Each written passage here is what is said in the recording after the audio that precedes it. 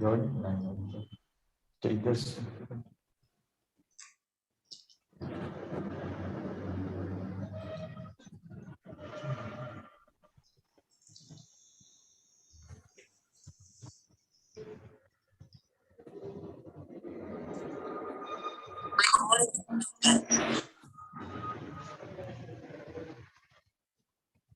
Recording in progress.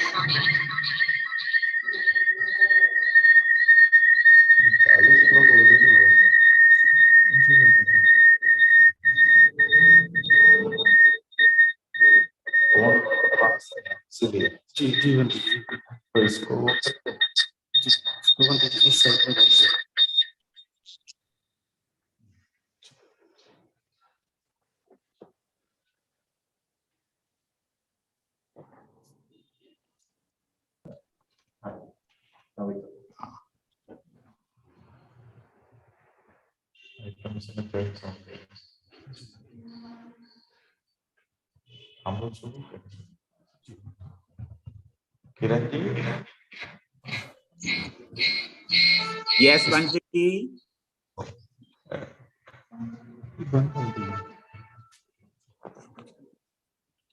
हम जब बोलेगा तो उधर से तो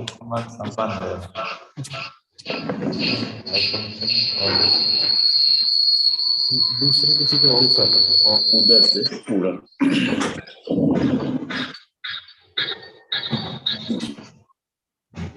अब उधर से अभी नहीं। अच्छा करो, अभी भी करो।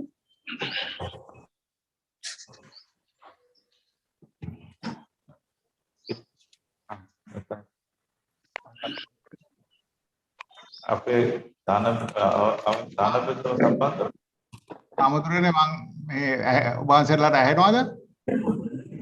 අමුතුරනේ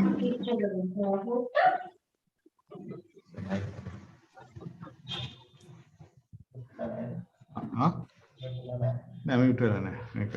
අමුතුරනේ පෙනාග වහන්සේට අපිට ඇහෙනවා ඔබතුමාව ඇහෙනවා. හොඳයි. background आना चाहिए then more ठीक है Kiran ji can you hear? Yes, Bandhiji. Now Yes.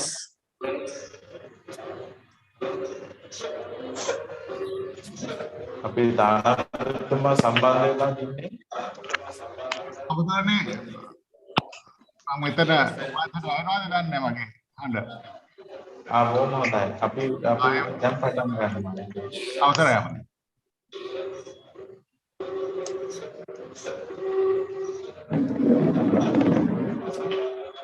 आवाज इतना क्लियर नहीं है इसकी वजह से Could you ask Sarabjit to mute everybody? Echo आ रहा है डबल रिकॉर्डिंग वापस रिपीट आवाज गुड आफ्टरनून। हाँ नमस्कार। नमस्कार नमस्कार।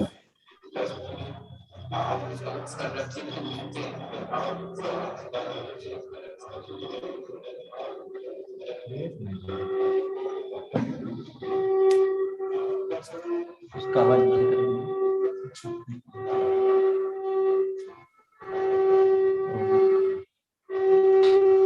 ये सबका माइक सबका म्यूट कर दिया लगेगा म्यूट सब we are going to mute all the other mobiles. See that he does not mute me.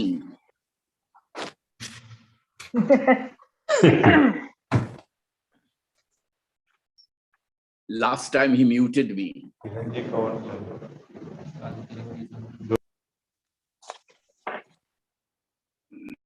Namo Buddhaya to all. NaMo बुद्धाय। Where is the wind?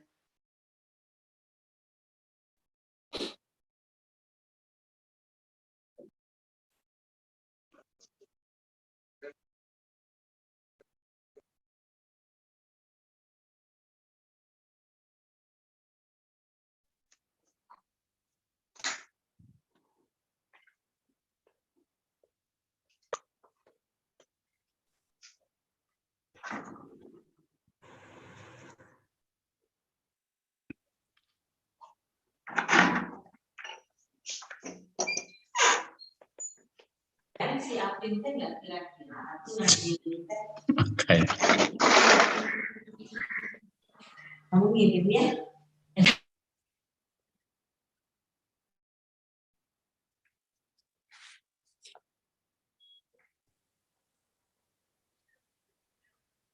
Kiranji, we can start now.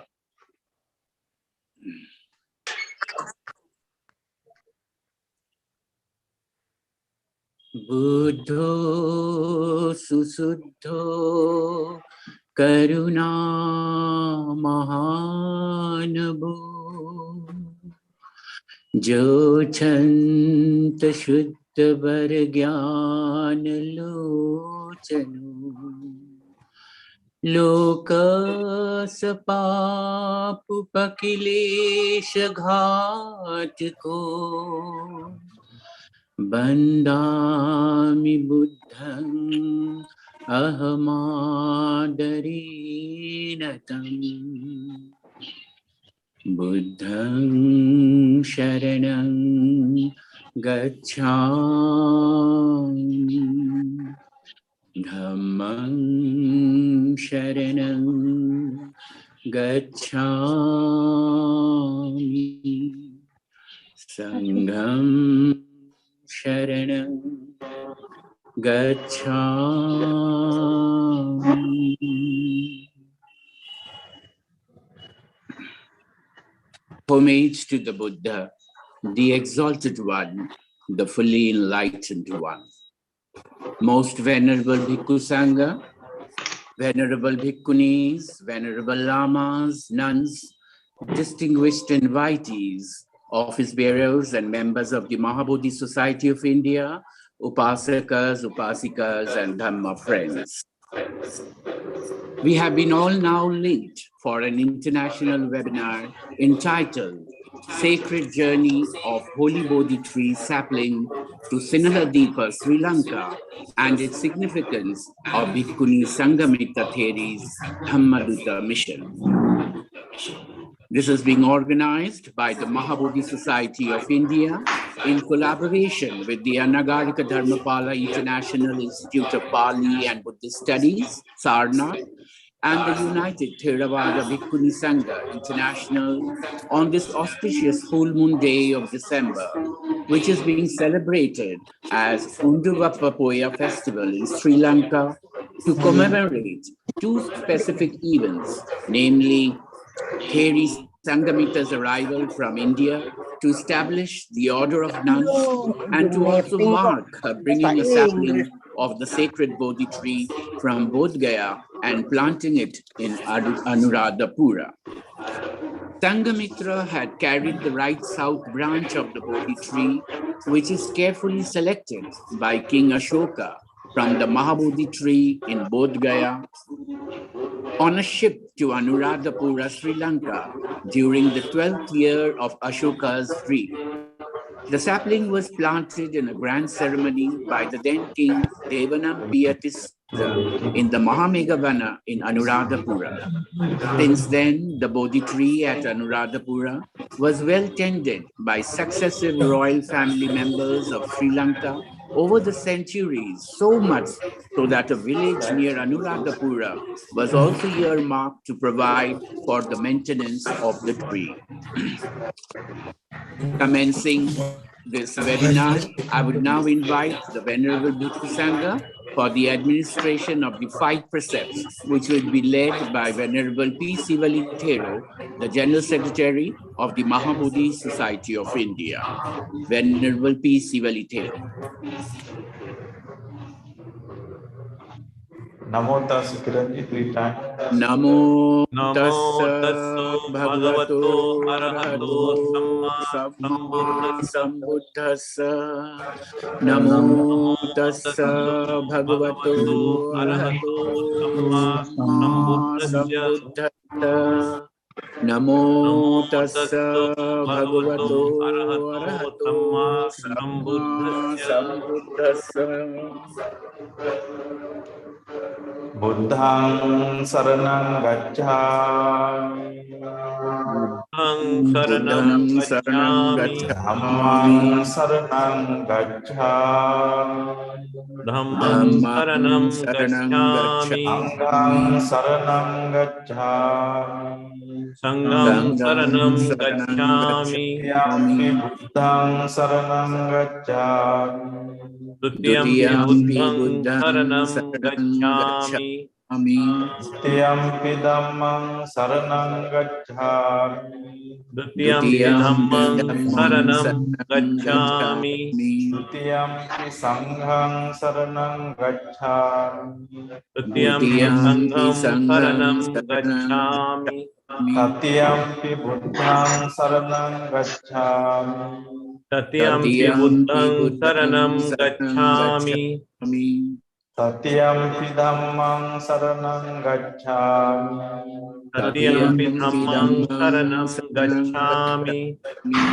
Tatiyampi sanghang saranang gacchami. तृतीयंपि Tatiyampi संघं शरणं sangham saranang गच्छामि gacchami. Panatipata veramani sikkhapadang samadhiyami. पानातिपाता Panatipata बेरमणि veramani सिक्खापदं sikkhapadang समादयामि samadhiyami. Adinadana veramani sikkhapadang samadhiyami. अदिन्नदाना Adinadana बेरमणि veramani सिक्खापदं sikkhapadang समादयामि samadhiyami. Same sumicchācara veramani sikkhapadang samadhiyami. कामेषु Kamesu मिथ्याचारा miccācara बेरमणि veramani सिक्खापदं sikkhapadang समादयामि samadhiyami. Musāvāda veramani sikkhapadang samadhiyami. मुसावादा Musāvāda बेरमणि veramani सिक्खापदं sikkhapadang समादयामि samadhiyami.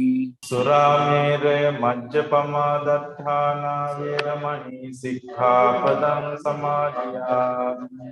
सुरामेरे Suramere मज्जपमादत्ताना majjapamadatthana वेरमणि veramani सिक्खापदं sikkhapadang समादयामि samadhiyami. Sadhu Sadhu, Sadhu, Sadhu sadhu, sadhu. sadhu. I would now like to invite the Venerable Bhikkhunis under the Universal International Bhikkhuni Sangha to please chant. Now Jayamangala Gatha. Kiran. Recitation of the Jayamangala Gatha.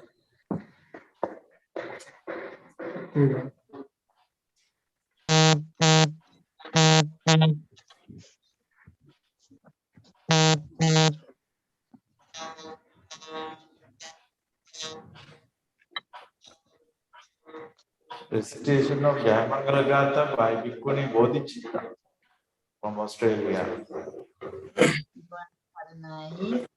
නමෝ තස් භගවතු වරහතු සම්මා සම්බුද්දස්ස නමෝ තස් භගවතු වරහතු සම්මා සම්බුද්දස්ස නමෝ තස් භගවතු වරහතු සම්මා සම්බුද්දස්ස Bahum tasmadinim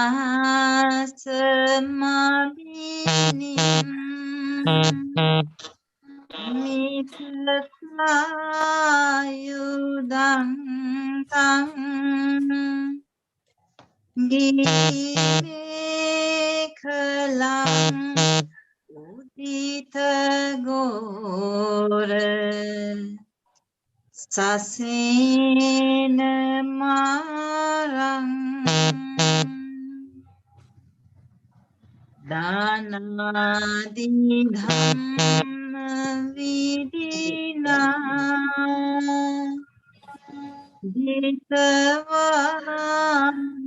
ditavanindo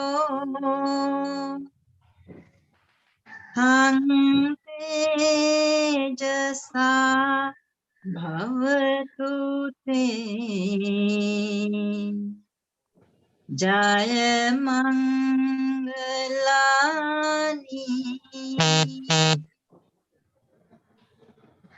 Marathi Rekha Mabiyun Jeta Tambarating Goram Thana Lavakamakka Matandayak Kang Kanti Sudanta Vidina Jitava Munindo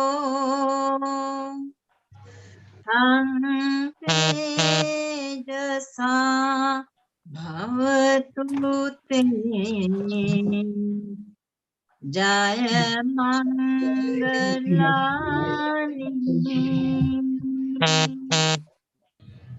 Itapi Buddha Jaya Mangalat Tagata Yo Achako Dinadini Sarate Matandi Itvananeka Vividani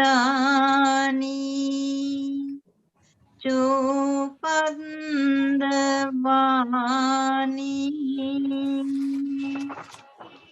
Mokam Sukhang Abhigami Narosapanyo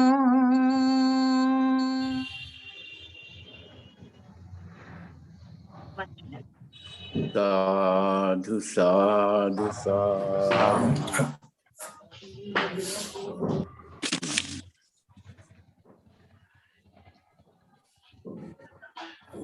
Organizing this webinar, we have as our chief guest, His Excellency, Mr. Milinda Moragoda, the High Commissioner for the Democratic Socialist Republic of Sri Lanka in India.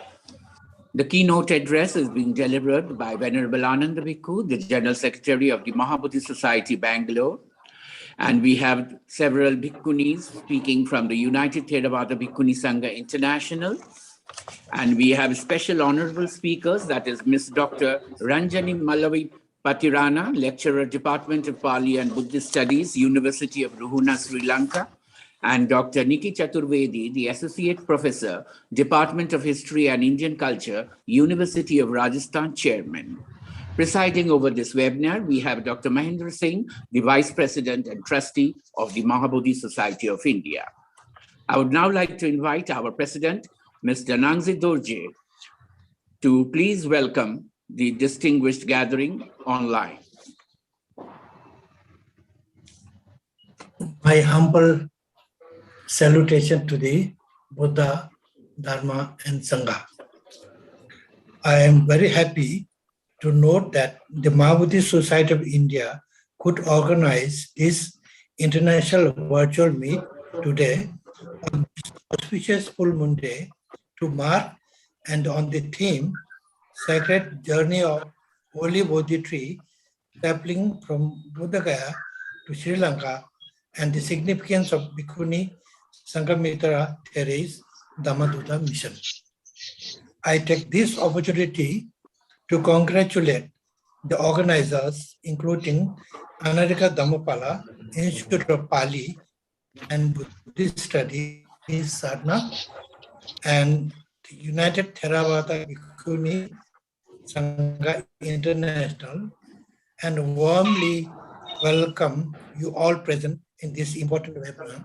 Particularly, I heartily welcome Venerable Ananda, the General Secretary of Mahabodhi Society of Bengaluru, who will deliver the keynote address. Venerable Bhikkhunis from the United Theravada Bhikkhuni Sangha International. The chief guest, His Excellency, Mr. Milinda Moragoda, High Commissioner for the Democratic Socialist Republic of Sri Lanka in India. Distinguished speakers, Dr. Ranjani Malavi from Sri Lanka, and Dr. Nikki Chaturvedi, Jaipur, Rajasthan.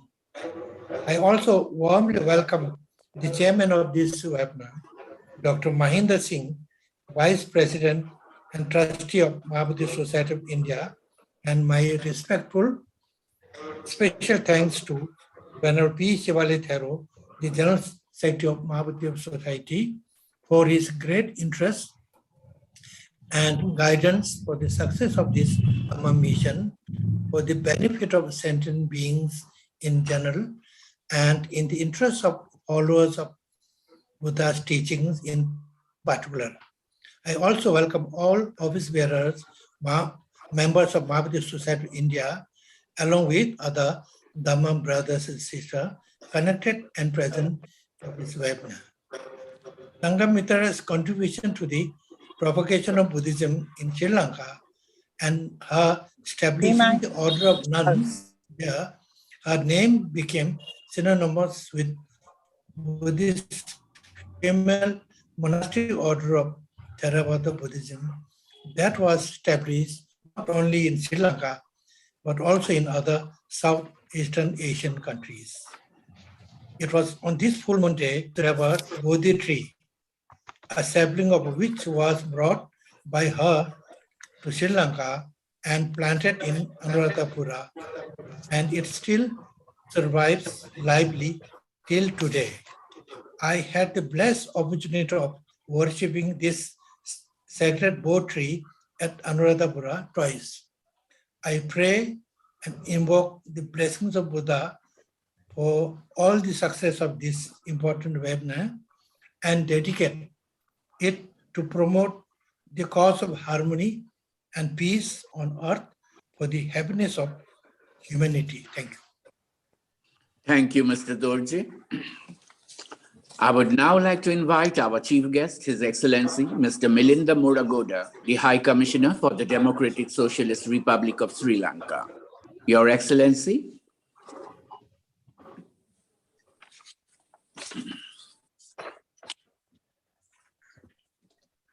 Sarutara Mahasangharatane Avasarai, Venerable Pelavatte Sivali Nayaka Swamin Nansa, Venerable Pedang Rankara Nayaka Swamin Nansa, Venerable Sumitananda Nayaka Swamin Nansa, Venerable Sirs, Dr. Kiran Lama.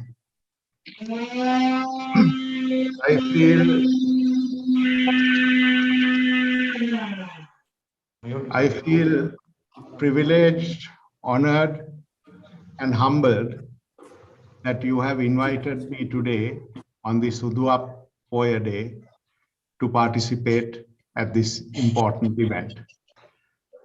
I see this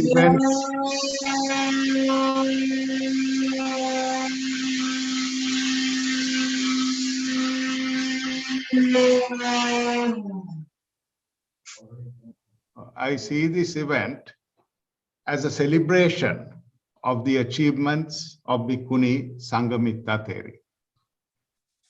Her journey to Sri Lanka, a symbolic journey, but with it comes a celebration of her, I believe. And the fact that you do this annually is a great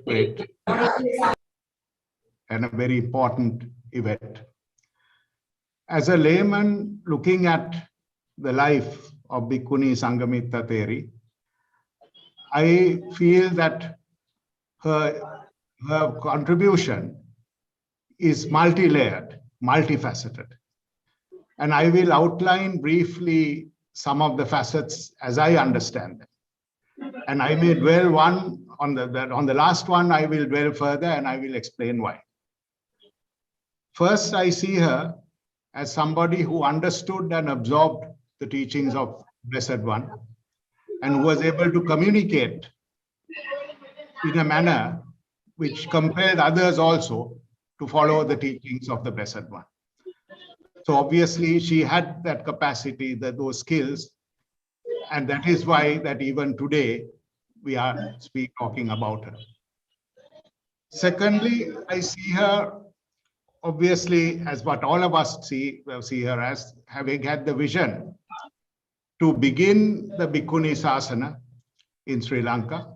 Not only did she pioneer it, but what she began lasted many, many, many generations until colonialism, unfortunately, was not able to, that period, we were not able to continue the trend. So that is compelling leadership that she had, the capacity to initiate a process which lasted a long, long time. Thirdly, I see her as the person who accompanied the Bo sapling. Today we revere the Sri Mahabodhi, and she accompanied the Bo sapling to Sri Lanka. So she was the person who made this possible for us. The fourth aspect I see is a feminist aspect, using a modern phrase, using modern terminology. She was the daughter, the eldest daughter of the greatest emperor possibly that India had. And she, so it is said that when she was planning to visit Sri Lanka, on the invitation of the king, at the suggestion, I believe, of her brother, the king was concerned because her daughter, eldest daughter, how could he let go of her like that? But she had the determination and the belief in the teachings of the Blessed One, and felt the need to continue what she had begun in India and take this holy message to Sri Lanka. And so she had that strength, she had that leadership. So I see in her also a facet of a feminist in the modern context. The fifth aspect is the area that I intend to dwell in a little longer because it is more my field. That is in the field of diplomacy and statecraft. I believe that the relationship between India and Sri Lanka is cemented and built on the bridge of Buddhism that King Dharmashoka built. And both his son and his daughter were the instruments through which this bridge was built. And she is a major component of this bridge. For a father to be able to send his daughter and son to a country, there must have been something special about this relationship. So in that context, as part of my own work in India, we have developed a plan which we call an integrated country strategy. Integrated country strategy paper, we refer to the fact that King Dharmashoka sent both his daughter and son with the message of the Blessed One, but also with the initial linkage between India and Sri Lanka, which has lasted all the way through to now. Now, in this, our plan, we see the relationship between India and Sri Lanka evolving in 3 stages. The first stage we call transactional, where we have to build confidence between our 2 countries by carrying out various activities and deeds. The second phase we refer to as strategic, where we have a common vision that we will share and a common strategy of how Sri Lanka and India should work together. The third and ultimate phase, which we hope to realize, is what we call a special relationship. When people ask me, what is a special relationship? I always refer to the journey of Bhikkhuni Sanghamitra Theri. A father allowing a daughter and trusting in another country to look after the daughter. That is a special relationship. That is the special relationship between India and Sri Lanka. So therefore, I believe that in a modern context, Bhikkhuni Sanghamitra Theri symbolizes the special relationship between Sri Lanka and India. And I would hope that the Mahabodhi Society would continue celebrate her on this annual basis. And if I may make a suggestion, recently I visited the Museum of Modern Art in Delhi. And in that there is one gallery which is dominated by, basically the gallery consists of paintings by Nandalal Bose, one of India's greatest modern painters and a close associate of Rabindranath Tagore. In this gallery is one beautiful drawing of Bhikkhuni Sanghamitra Theri. And also the gallery is dedicated to her. And I would suggest that maybe next year we could have an event there in the Modern Art Gallery to celebrate Bhikkhuni Sanghamitra Theri. In fact, the Director General of the gallery, whom I got to know, his name is Advaita Gadanaik. He is from Odisha, and therefore he is familiar with the relationship between Sri Lanka and India as well. I'm sure he would be happy to support this. And in conclusion, by way of a suggestion, I would like to suggest to you, Venerable Sirs, and also to Dr. Kiran Lama, that this be considered. Thank you again for having invited me to participate at this very important event. Thank you. Thank you, Your Excellency. I would now invite Venerable Bhikkhu Dhammanandaji, the founder of the Song Dhamma Kalyani Bhikkhuni Arama, Thailand, to please recite a chant so that we would follow with the keynote address.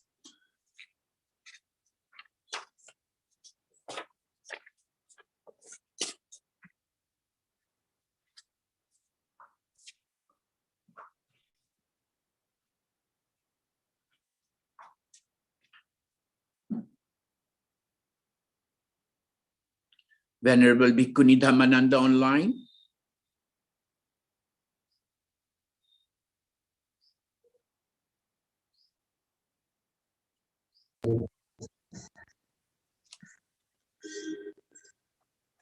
You can go to other, Kiranji, if not. So we commence with the keynote address. Yeah. I invite Venerable Ananda Bhikkhu, the General Secretary of the Mahabodhi Society, Bangalore, to please deliver the keynote address.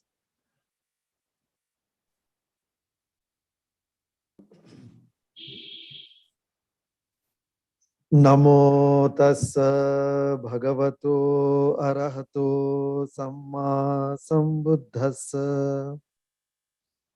Homage to the triple gem.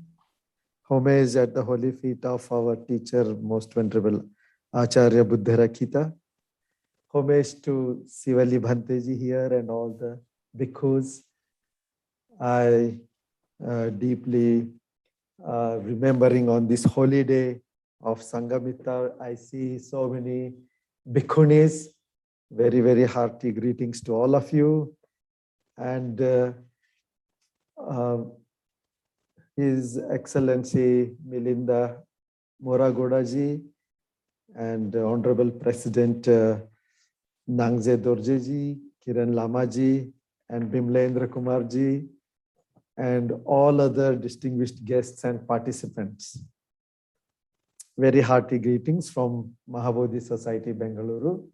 And first of all, I thank very much Sivali Bhanteji and Bimlendraji for giving me this privilege to give this keynote address on this auspicious occasion.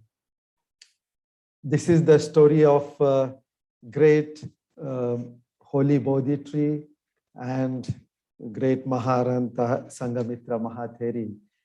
This is not a simple issue in the Buddha Sasana. The holy Bodhi tree was in fact given gratitude by the Lord himself, the Supreme Buddha in his second week after enlightenment. He gazed at the holy Bodhi tree and infused the immense power of enlightenment and as the mark of Lord Buddha himself. It has become a great symbol and also a great source of power for all of us. And we have to understand that the Bodhi tree was blessed by the Supreme Buddha.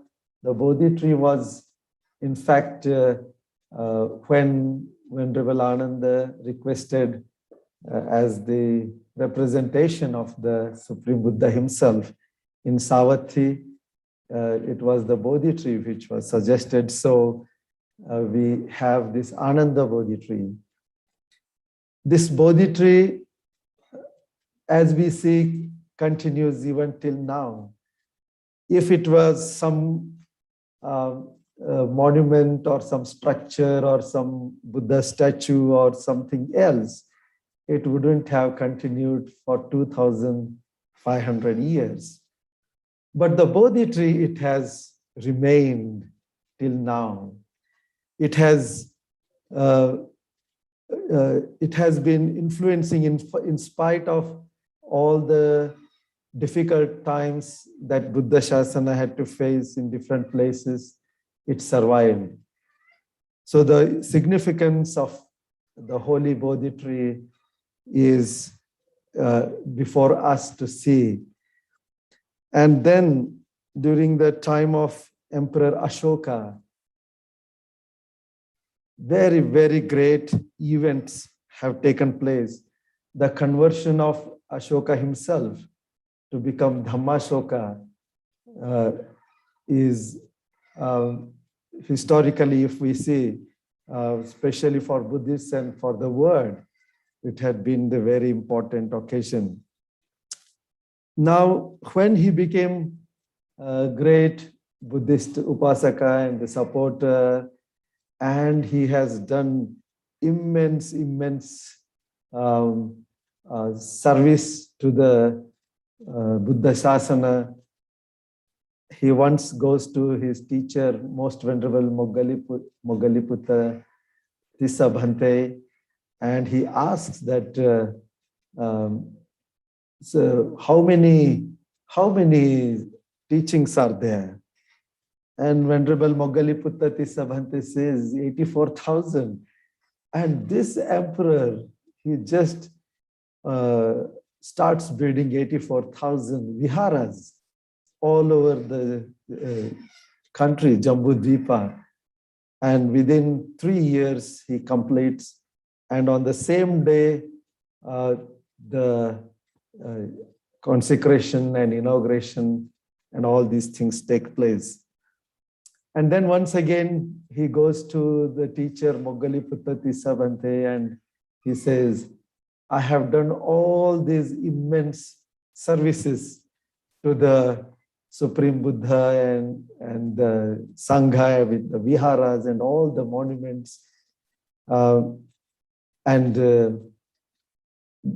Moggaliputta Tissa Bhante says, yes, you have done, which nobody has done till now.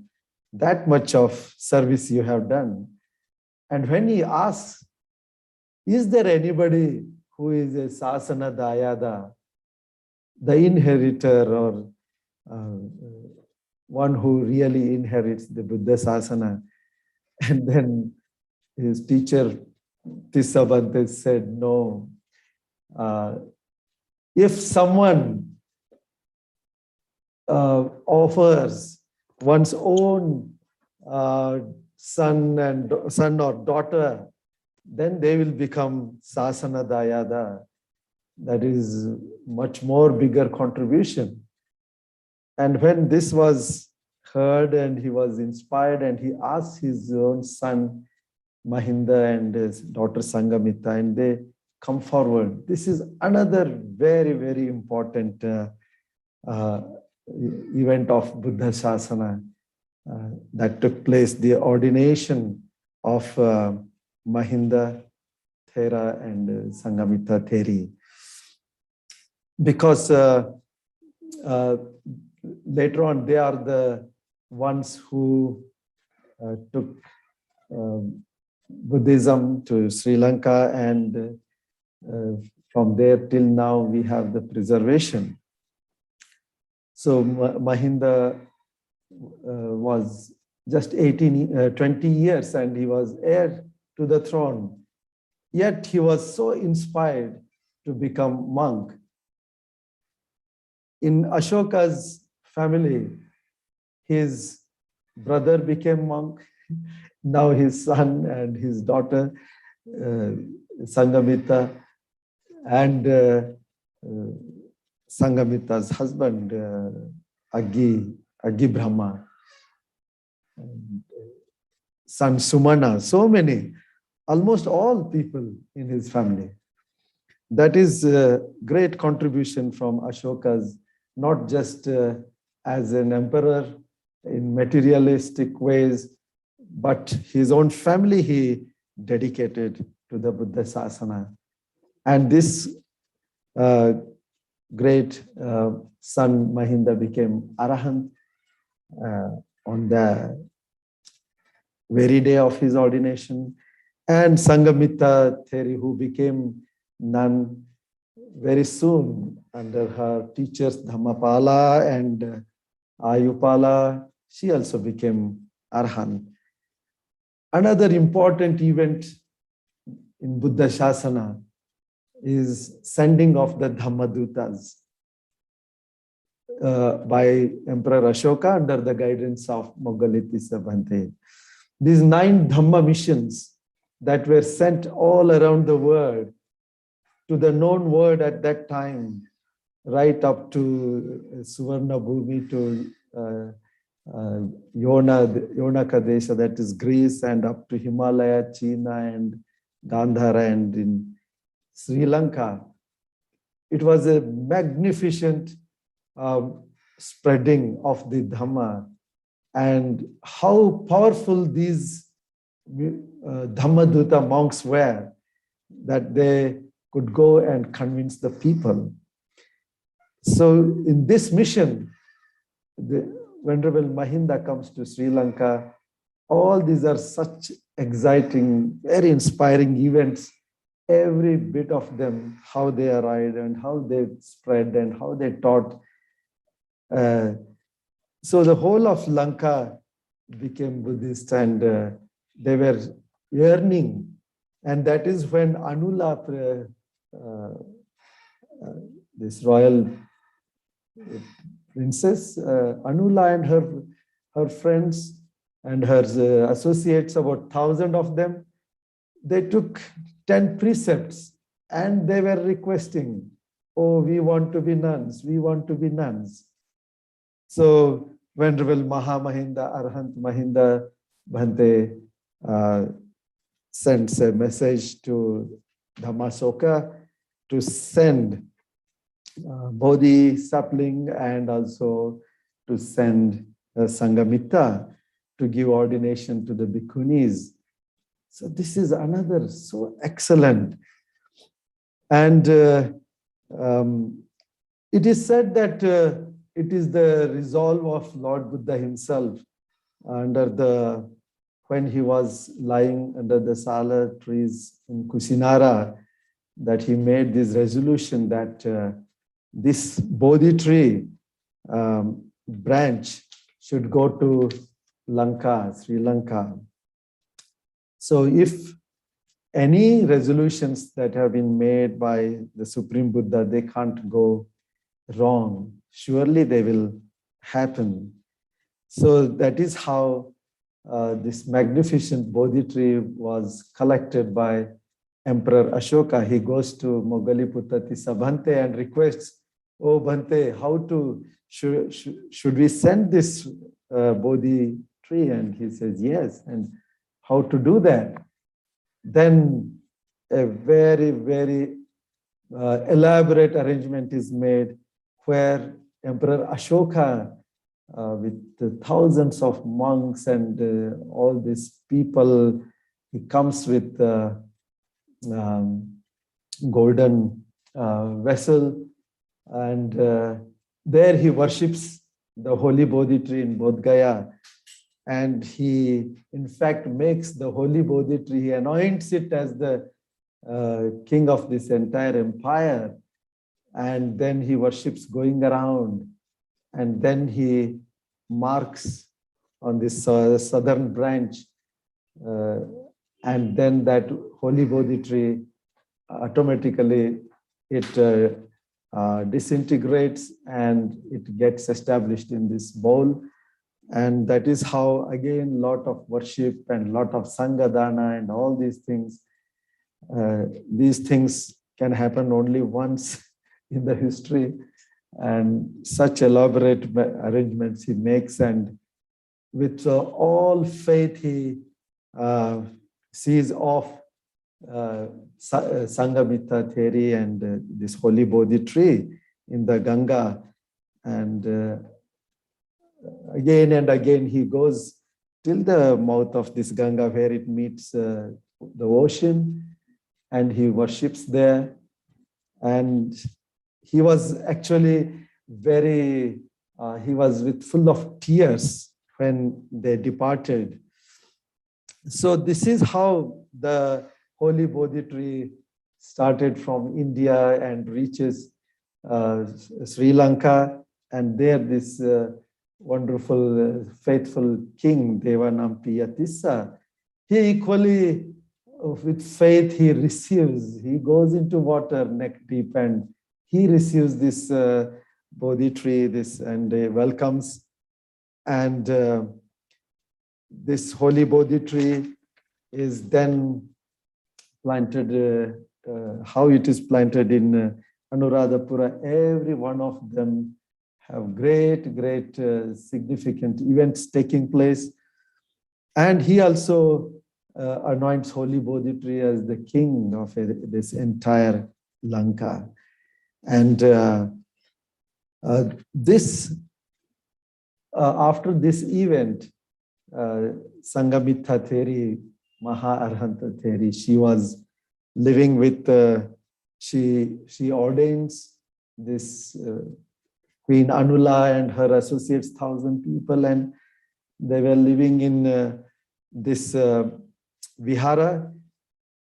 And then she thinks, now this Bhikkhunis have to develop and practice. So she'd get 12 viharas built. And then she also, to show the significance of solitude and seriousness in practice, one day she goes to the woods and she meditates there. At that time, the king comes to this Bhikkhuni Vihara to pay homage, and he sees that Maharanta Sanghamitra Theri is not there.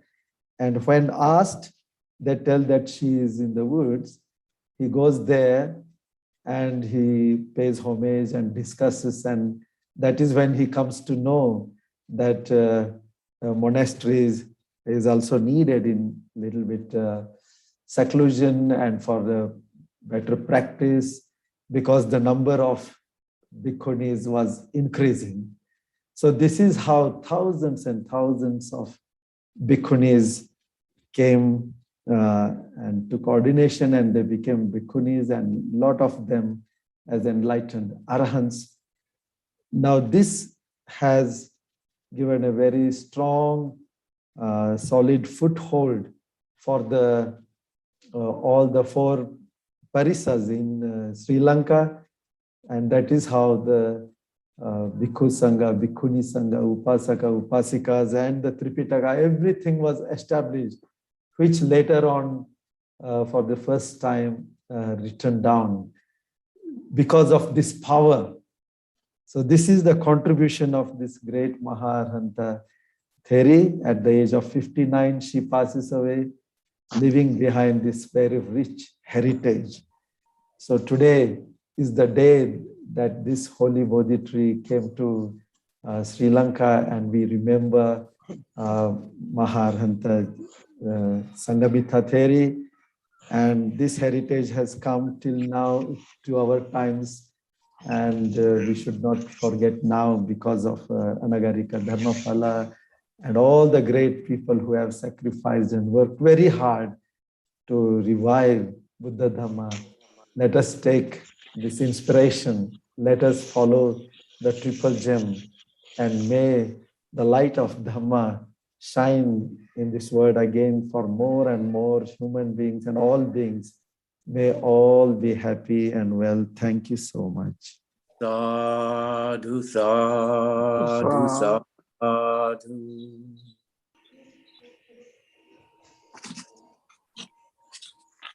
In Ceylon, there grows to this day a tree, the oldest historical tree in the world, which we know certainly to have been planted as a cutting from the Bodhi tree in the year 245 BC.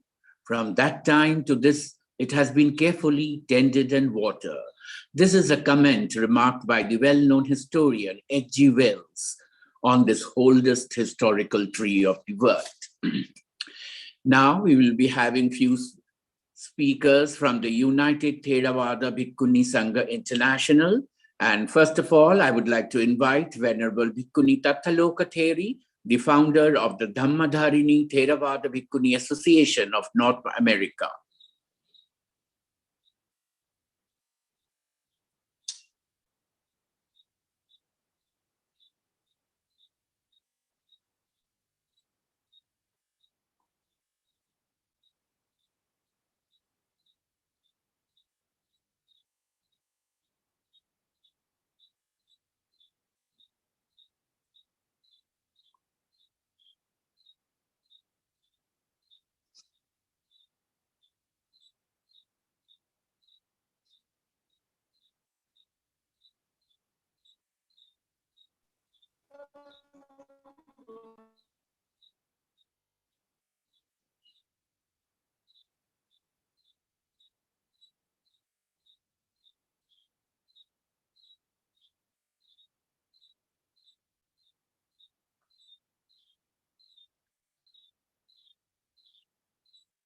Venerable Bhikkhuni Tathaloka Theri online.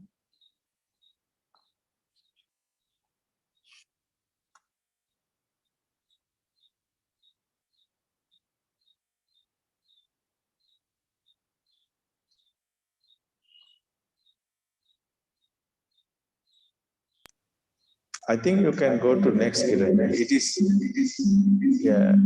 searching in the video. So I would invite Venerable Bhikkhuni Santini Thero, the chief of the Indonesian Theravada Bhikkhuni Sangha and the founder of the Bihara Kusalayani in Indonesia.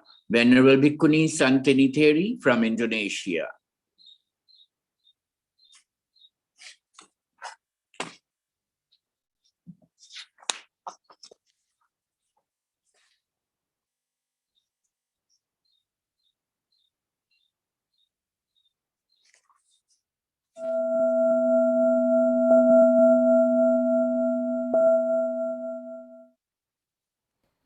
Most venerables, my dear sisters and brothers, ladies and gentlemen, please accept my Dhamma greetings, Namo Buddhaya.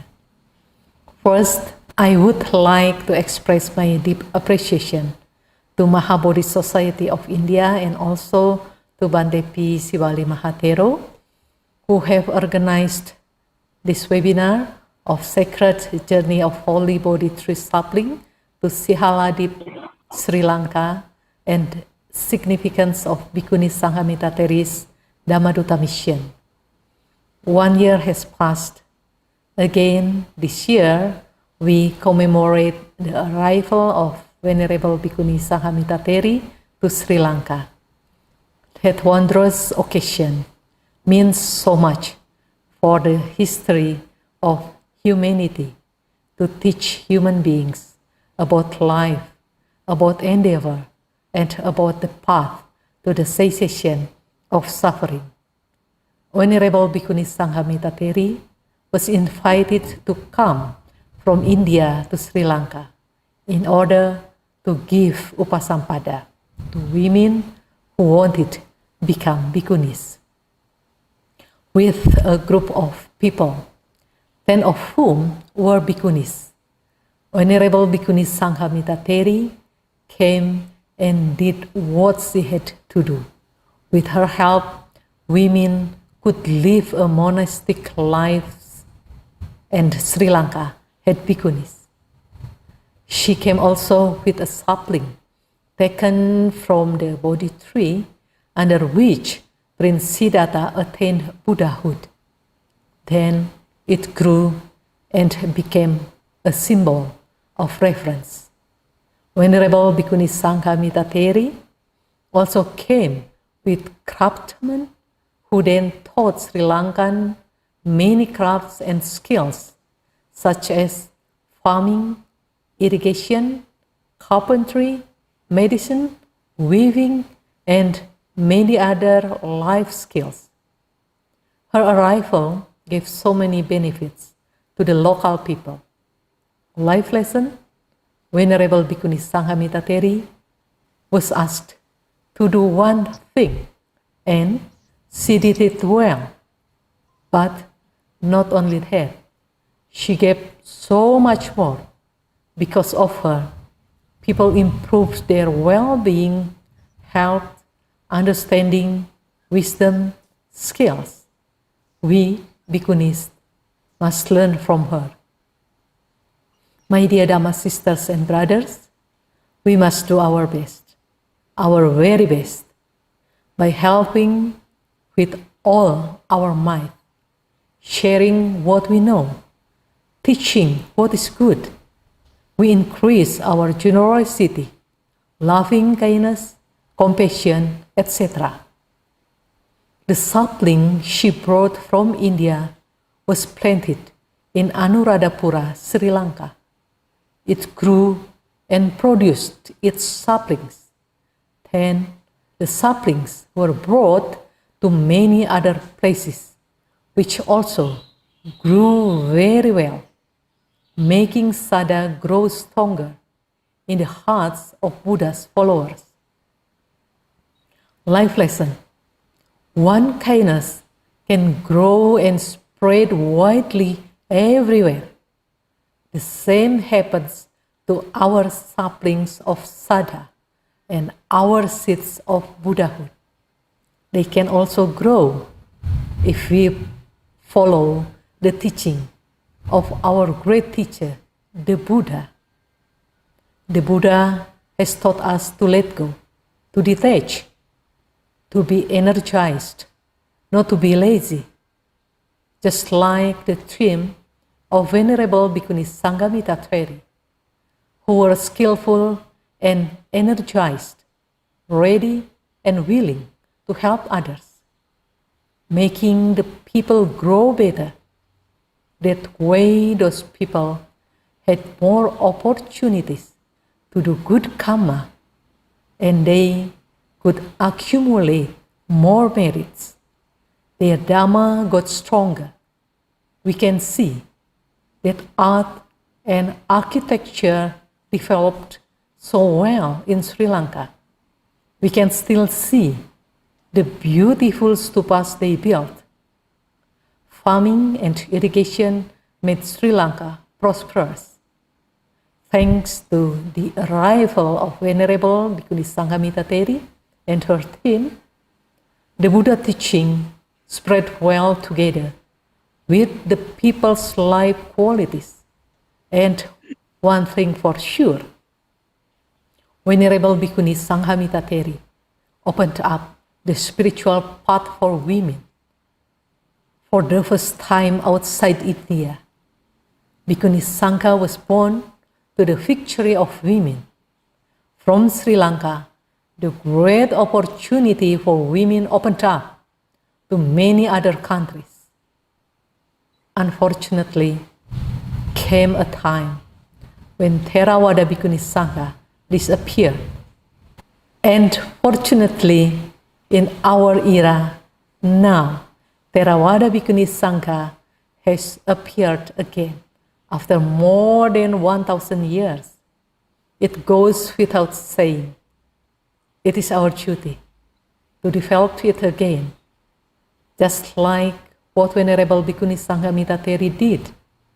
So it is up to us, Bhikkhunis, to keep this fourth Buddhist pillar erect for the good of many beings. May all beings be happy. Sabbe Satta Bhavantu Sukhi Tata. Thank you.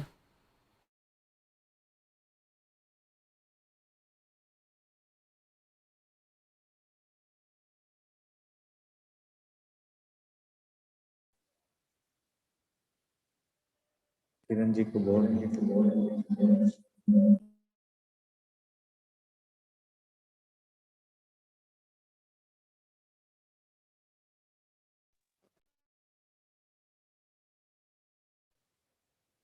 Kiran ji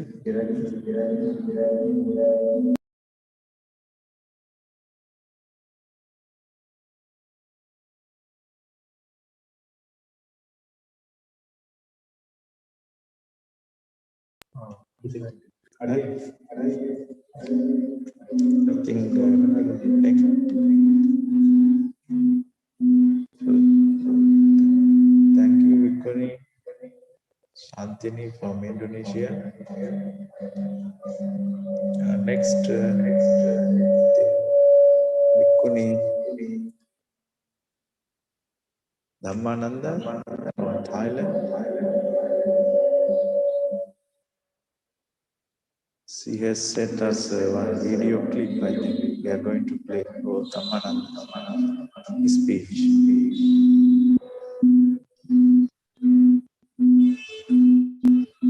I think first recitation, Bhikkhuni, you can recite first, then you can speak.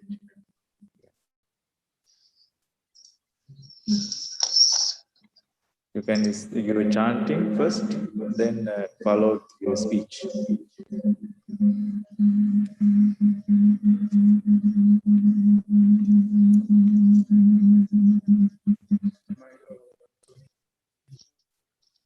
Bhikkhuni Dhammananda, can you hear us?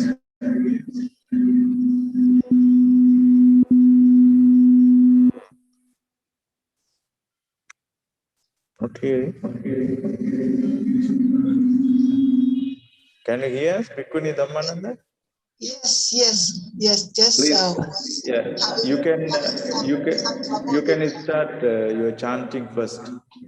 Oh, I also sent the recorded chanting, but I can offer the Now it's some difficulties here, so you can chanting.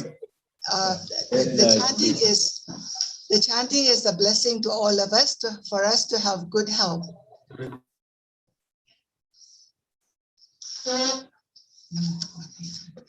Om Namo Bhagavate Hai Satya Guru Vaidurya Praparachaya Tathagataya Arathate Samyak Sambuddhaya Tathayatha Om Bhai Satye Maha Bhai Satye Racha Samudakate Bodhi Swaha Om Namo Bhagavate Bhai Satya Guru Vaidurya Praparachaya Tathagataya Arathate Samyak Sambuddhaya Tathayatha Om Bhai Satye Maha Bhai Satye Racha Samudakate Bodhi Swaha Om Namo Bhagavate Bhai Satya Guru Vaidurya Praparachaya Tathagataya Arathate Samyak Sambuddhaya Tathayatha Om Bhai Satye Maha Bhai Satye Racha Samudakate Bodhi Swaha Om Namo Bhagavate Bhai Satya Guru Vaidurya Praparachaya Tathagataya Arathate Samyak Sambuddhaya Tathayatha Om Bhai Satye Maha Bhai Satye Racha Samudakate Bodhi Swaha Om Namo Bhagavate Bhai Satya Guru Vaidurya Praparachaya Tathagataya Aratate Samyak Sambuddhaya Tathayata. Om Bhai Sachiye Maha Bhai Sachiye Raja Samudagate Bodhi Swaha. Sadhu, sadhu. May all of us have good health, particularly at this time that we need good physical body to keep up our work. Thank you. Sadhu, sadhu, sadhu. That was the chanting by Bhikkhuni Dhammaduta. from the Sanghamitra Kalyani Bhikkhuni Arama in Thailand. I would now like to invite Venerable Bhikkhuni Liu Phap Visita Dhamma Theri from the Sunyata Bhikkhuni Arama, Vietnam.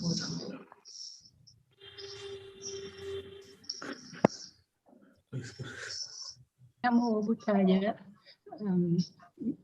May I pay homage to the Buddha, the Dhamma, and the Sangha, and I pay homage to the Mahavikuh Sangha, Bhikkhuni Sangha, and dear on the Upasaka, Upasikas, and on the participants.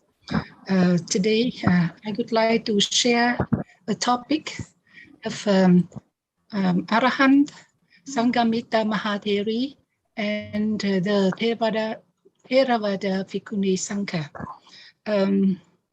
Even though this topic is very familiar with most of us here, especially the bhikkhus and the bhikkhunis in the Theravada tradition, but in our assembly today, there are many newcomers.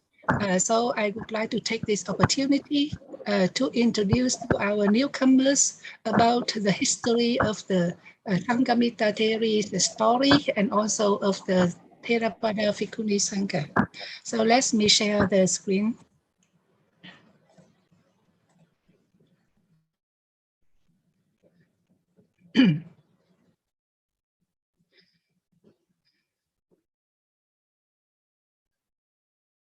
So this is a picture of Arahant Mahinda and Arahant Sanghamitra, and he is the King Devanampiyatissa who received the sapling of the Bodhi tree from Bodh Gaya. Arahant Sanghamitra Theri, who established the Bhikkhuni order in Sri Lanka, has a very special recognition in Buddhist history, and she has been highly respected for more than 2,300 years until now. Today, full moon day of December, we international bhikkhus, bhikkhunis, upasakas, upasikas gather here to commemorate Bhikkhuni Sanghamitra, daughter of one of the greatest sons of India, Emperor Asoka, and one of the most successful Dhammaduta in the Buddhist history. Bhikkhuni Sanghamitra's arrival to Sri Lanka is of significance to Buddhists all over the world, as she brought a sapling of the Bodhi tree from Bodh Gaya, where the Buddha attained enlightenment after meditating 40 days under his holy tree. The sapling was planted in Mahameghavana Park in Anuradhapura. This is the picture of the tree in Anuradhapura. Today, this Bodhi tree is regarded as the oldest historically authenticated tree in the world. Thousands of devotees come to Anuradhapura on Unduvapapoya Day, this means today, every year, to pay homage to the sacred Bodhi and observe the 5 precepts in order to lead exemplary lives. You can see the pictures of so many lay devotees with the leading of monks and nuns. They will come here and practice with chanting and meditation and listen to Dhamma talk. With Sanghamitra Theri at that time, she came not alone, but she came with a contingent which included artisans from 18 trades. They were people skilled in architecture, masonry, jewelry making, irrigation, engineering, and other sophisticated arts. They would transform Sri Lanka completely. Because you know that King Asoka and King Devanampiya Tissa has a very close relationship. So this mission, not only the religious mission, but also it is a multi-sided missionary. Her arrival was well received, and Princess Anula was ordained as the first Bhikkhuni in Sri Lanka, followed by 1,000 women from different ranks of society. Since then, Bhikkhuni order continued to flourish for many centuries, bringing about the well-being, status, and contribution of women as well as the people in the country. But after that, comes the disappearance of Bhikkhuni Sangha. However, the community of Bhikkhunis eventually disappeared from the soil where it has originated as a result of many factors. As for the Bhikkhunis of the Theravada school, the most important center was in Sri Lanka. Many details of the early days of the Bhikkhuni community are given in our chronicles. The Bhikkhunis benefited from the royal patronage from many centuries and also from the material support of women of the aristocracy. In the 5th century AD, Sinhala Bhikkhunis are said to have gone to Nanking in China to start the Bhikkhuni order. Bhikkhuni Tissara was the leader and conferred higher ordination upon over 300 Chinese nuns in 434 AD.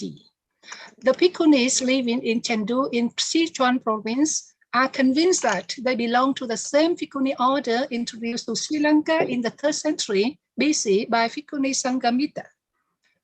Inscriptions also indicate that the Bhikkhuni order existed in Sri Lanka as late as the 10th century. There is no evidence that Bhikkhunis of the Theravada tradition existed after the 10th century.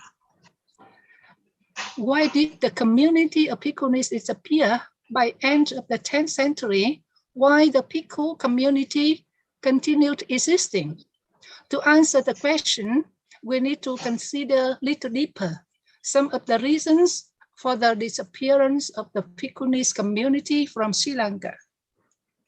First of all, we should understand that even before the 10th century, at several stages in the history of Buddhism in this country, the community of Bhikkhunis was weakened because of dissension among the monks.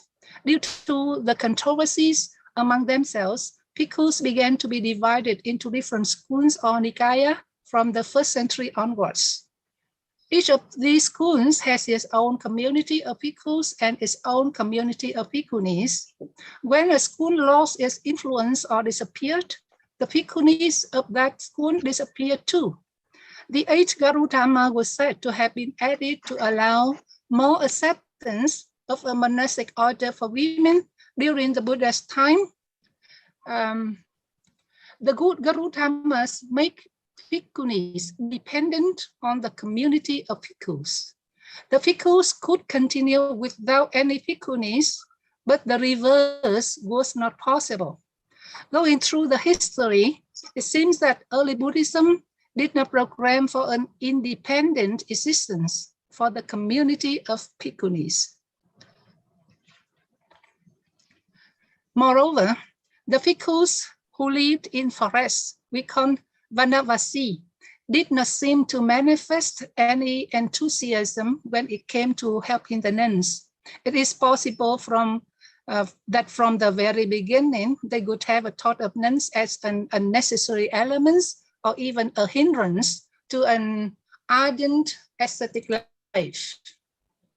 In periods where the forest-dwelling Bhikkhus became very influential in the country, sometimes even with royal admiration, they would not have recommended or encouraged the existence of the community of Bhikkhunis, nor did they would have advised kings to take the necessary steps to ensure the safety of that community. But the most important factor for the disappearance of the community of Bhikkhunis was the political warfare that the country had to face from time to time, especially detrimental to Buddhism in Sri Lanka, were the invasions that frequently came from South India. At the end of the 10th century CE, the rulers of Sri Lanka were too weak to protect Anuradhapura, which was not only the capital city, but also the religious center of the country. Around 1014, there was serious defeats at the hand of Chola invaders who came from South India. They were anti-Buddhist and destroyed monasteries and other Buddhist sites. During the period of this foreign occupation, chronicle records makes no mention of a community until King Sanghabodhi Vijayabahu freed the country. He reinstituted Buddhist temples and brought back ordained monks and Burma together with some Sinhalese bhikkhus who had gone there during the time of occupation, returned and re-established higher ordination in order to revive the community of monks. However, the chronicles do not say whether he or his successor, King Parakramabahu I, tried to bring Bhikkhunis from other countries like Burma in order to re-establish the community of Bhikkhunis. Even if those kings wanted to re-establish the Bhikkhuni community, they could not have done it, as possibly there were no more Theravadin Bhikkhunis in Burma or anywhere else. Fortunately, so you see that for more than 1,000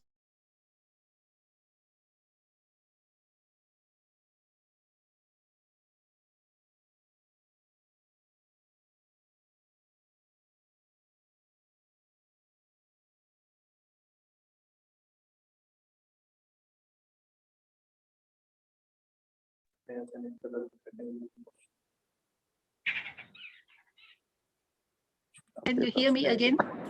Yes. Yes. Okay, I'm sorry. My internet was interrupted, but I think that now I can continue. Huh? Yes, continue. Okay, have you seen my screen sharing? Yes. We can see that. Okay. So, fortunately, in December of 1996, in Sarnath, India, the Sri Lankan Sangha conducted the first restoration of the Theravada Bhikkhuni order. 2 years later, an international Bhikkhuni ordination was organized in Bodh Gaya in 1998. Since then, Theravada Bhikkhuni ordinations take place almost every year around the world. Now you can see that the ordination in America, in Australia, in Indonesia, in Vietnam, in Thailand, in India, etc. So, and it takes place almost every year. We can say the revival of Bhikkhuni order in Sri Lanka is a turning point in the Buddhist history. Here I don't mention in detail the Bhikkhuni Sangha in the modern day, because in the last webinar, our Mahatheri already discussed much about it. So to conclude about the situation of our Bhikkhuni, our motive and our attitude, I would like to quote a saying by Venerable Bhikkhu Dhammananda from Thailand. She just gave a speech here. She has said in an interview with Atiya Achakunsquisut, she said, "For me, the most important preparation before the ordination was to understand the importance of Bhikkhunis and to prepare my mind. Unlike the smooth part of male ordination, being a Bhikkhuni is to walk against the tide. If my spiritual foundation is not solid enough, I might become distracted or unhappy when faced with resistance. And if I lose my calmness, it would defeat the whole purpose of my ordination. I do not choose to be ordained because I want people to recognize me. I did it because I want to carry on the heritage of the Lord Buddha. And I can add it here also the heritage of Mahapajapati Gautami Theri and Arahang Sanghamitra Mahatheri. I am trying to revive the 4 pillars of Buddhism, bhikkhus, bhikkhunis, laymen, and laywomen that will sustain the religion into the future. I don't mind if some people reserve different opinions about bhikkhunis. The public will be the ones to judge our worth. So with this, I would like to say that for the recognition of the Bhikkhuni Sangha,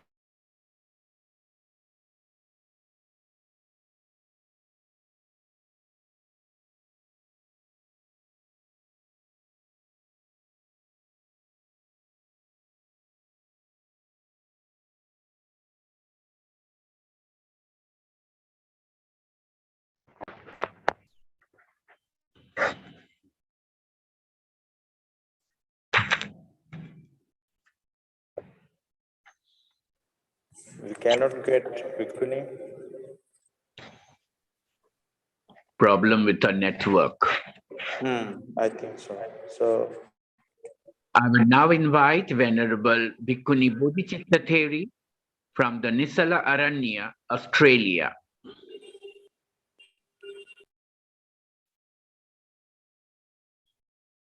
Bhante, I will let other senior bhikkhunis go first and I can do it last. You missed first, so let me go Bhikkhuni first. Dhammana. Oh. We have a recording speech of Venerable Bhikkhuni Dhammananda Theri. Is that okay, Bhante? Yes. Yes, please. Now we'll have a speech by Venerable Bhikkhuni Dhammananda Theri from the Sanghamitra Kalyani Bhikkhuni Arama, Thailand. It is a recorded one. Yes, it takes few seconds. Some technical problem today we are facing here, but it's coming. Yes.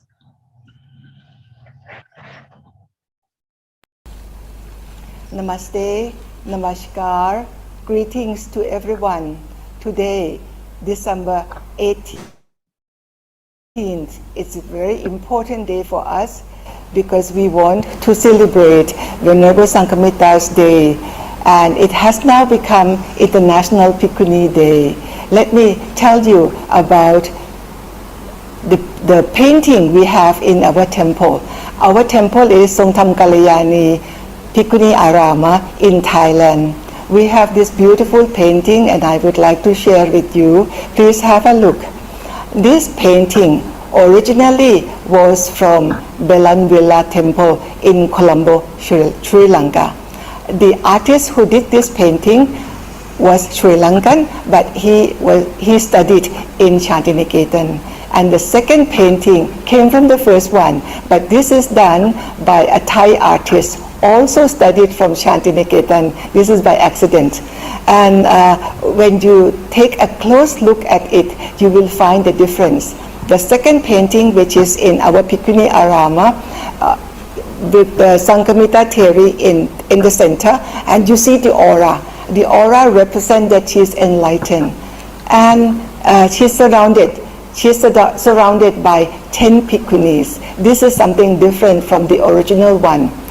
It is very important to make a statement that she was surrounded by 10 bhikkhunis because this is according to Dipavamsa, the oldest chronicle from Sri Lanka, mentioned about this group of bhikkhuni who actually accompany Venerable Sanghamitra to Sri Lanka. Now, the next one that I would like to share with you is a sculpture. A sculpture, I did it myself. Maybe the year was 2004 when I was newly ordained. I was very impressed with Venerable Sanghamitra because at the time when I was ordained, very interesting, after I shaved, Venerable Dhammaduta who actually organized my ordination. At that time, it was still ordination for the seminary, my first lower ordination. He asked me to hoist the flag, Thai flag. There were 3 flags, one Buddhist flag, second one was Sri Lankan flag, and I was to hoist the third one, Thai flag. So I asked him, I didn't know that, in ordination, you need to hoist the flag. He said that I am now taking the lineage of Bhikkhunis from Sri Lanka to Thailand. Venerable Sanghamitra was the first one to actually brought Bhikkhuni Sangha from India to Sri Lanka. And now, that year when I was ordained, 2001, I was taking back the lineage from Venerable Sanghamitra Theri, established in Sri Lanka, back to Thailand. So I was hoisting the flag. Later on, when I came back, soon after my full ordination, I started sculpturing. And in one of my sculpture, I made a sculpture of Venerable Sanghamitra Theri. Please have a look at her face, very, very serene, very peaceful. The clay which I worked with is partly from Pakret. Pakret is known for pottery. The clay dried very quickly, and then I mixed it with clay from Chiang Mai, which dries slower.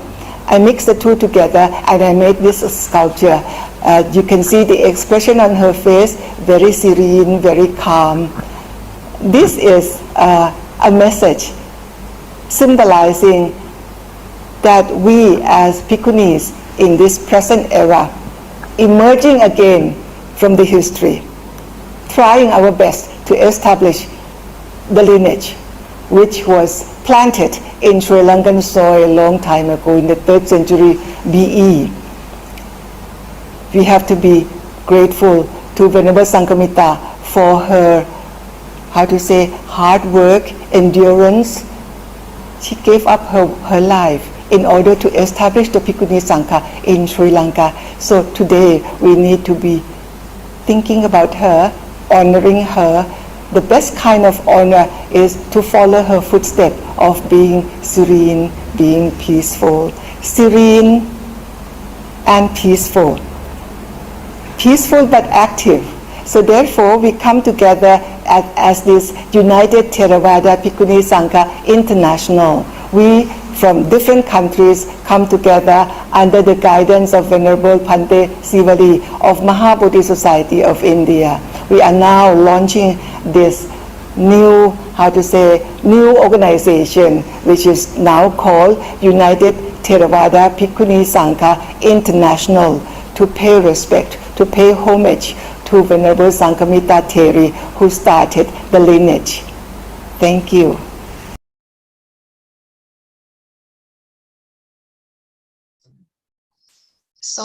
Sorry, you didn't get to see the sculpture and you didn't get to see the whole painting. But nevertheless, I hope that the message get across, and in the future, I will make sure that you get to see the sculpture and you get to see our painting.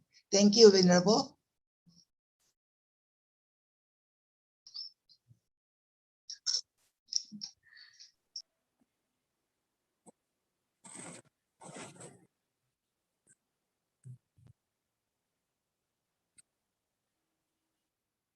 Kiranji?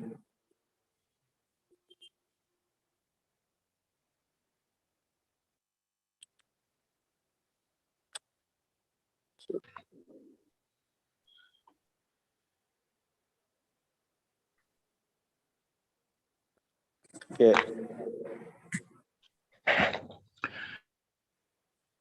I would like to invite Venerable Bhikkhuni Liu Fa Vidita Dhammaji, if she is online, to complete her speech.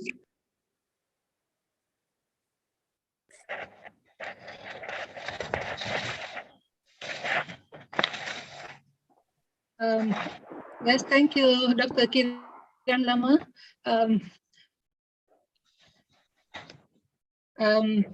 I think that I already finished my presentation with the quotation of Venerable Dhammananda's saying, but I don't know because my internet was interrupted, so I don't know whether you read on the whole things. You could listen everything, but to conclude my presentation, I would like to say that thanks to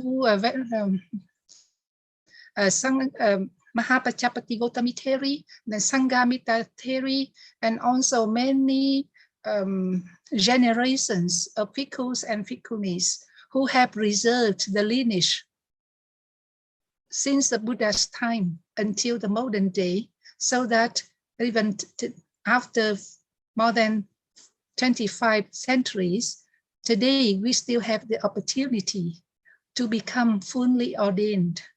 We are so lucky that we can inherit this lineage and this heritage. So today we also launched our organization called United Theravada Bhikkhuni Sangha International. I hope that with the spirit of harmony and cooperation and under the guidance of the senior bhikkhus, on the bhikkhunis from various countries will come together to help one another to practice, to study, and to propagate the Dhamma. And all together we work for the benefit of many people as the Buddha has taught it. Thank you so much for your listening.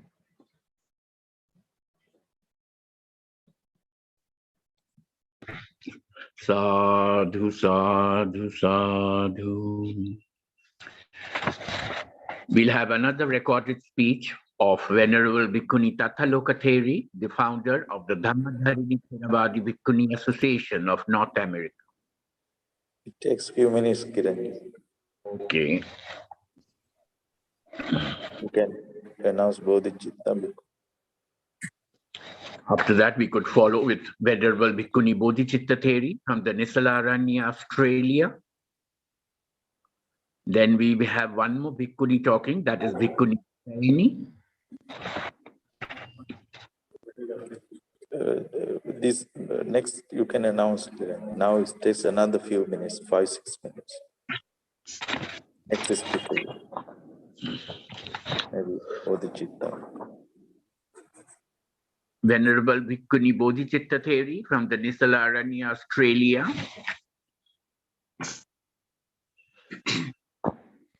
Namo tassa bhagavato arahato samma sambuddhassa.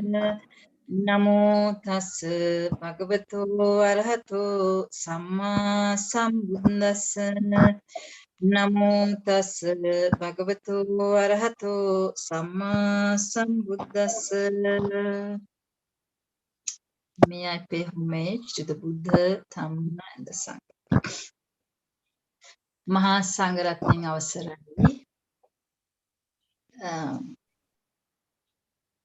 Let me pay my respect to the Ubato Maha Sangha, and may I speak few words with the permission of the Ubaso Maha Sangha.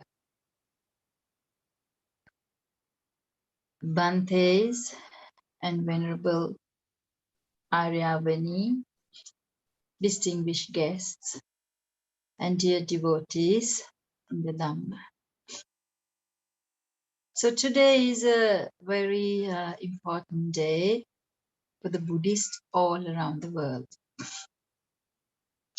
As you all know and as you all heard, Bhikkhuni Sanghamitra Theri was invited to come and visit Sri Lanka to propagate the Dhamma there and to start the Bhikkhuni order in Sri Lanka. So she took that invitation kindly with a happy heart, and bravely she stepped into the sea with few others who were there to assist her, and then landed in Sri Lanka. As you know, we have sea pirates at that time. It's not an easy voyage. Only if it's really necessary that people take this voyage. Venerable Sanghamitra Arahat Theri didn't refuse this. First, even though King Asoka hesitated to send her his beloved daughter, he pretty much actually very sad because his son was already in Sri Lanka and he knew he has lost him. Then the invitation comes to send Venerable Sanghamitra to Sri Lanka. So then it says he cried that he is going to lose his beloved daughter as well. But the daughter said, the Venerable Sanghamitra Theri, who was so brave, said, "Don't worry, Dad, I'll be fine. I'm going to go there and help them to start the Bhikkhuni order." And she was persistent. Then King Asoka had to let her go.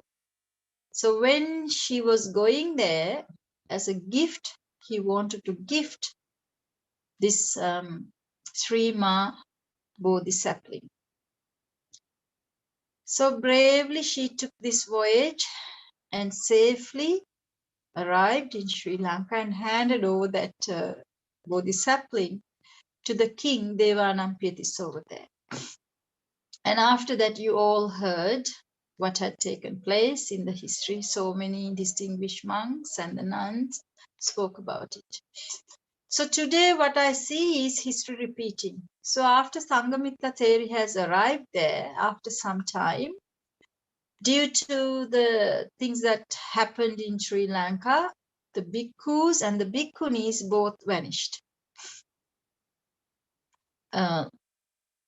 If you look into the history, we had so many times we had attacks from so many other kings from India and other countries.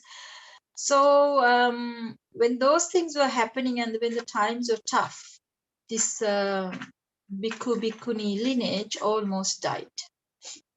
So then slowly they revived the bhikkhu order.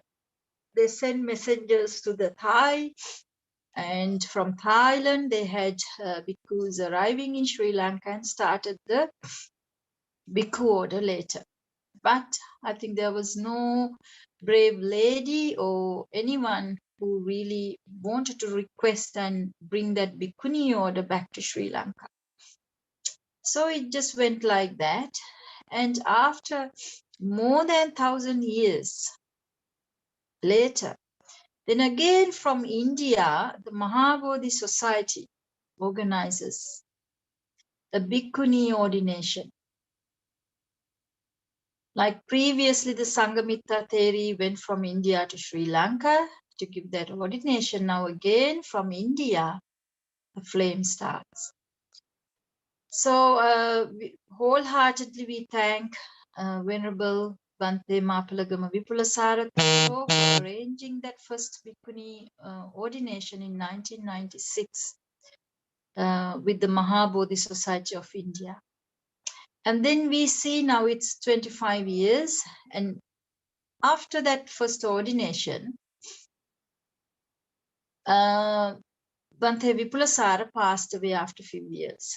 So whatever that he was planning to do in Sri Lanka, I think didn't go the way it planned. So the bhikkhunis, the first bhikkhuni being the Venerable Bhikkhuni Kusuma Theri, the late Venerable Bhikkhuni Kusuma Theri, and others found a hard time there. As their teacher was no longer alive to support them. So with all this resistance, but they still kept the flame going on. And now today we have about 2,000 bhikkhus, but still bhikkhunis, but still struggling. But what I see is now after 25 years of this event, again, the Mahabodhi Society of India is taking the leadership to help this revived bhikkhuni order to flourish, to nourish it. and to now it's a time that it spreads its wings. So I see like the Venerable Mahinda Thero stepping into our shore and then starting to spread the Dhamma and start giving the leadership to the bhikkhus and the bhikkhunis. It was from his invitation that the Mahinda Arahat Thero's sister came to Sri Lanka. The same way, I see now Venerable Sivali Thero is doing a timely,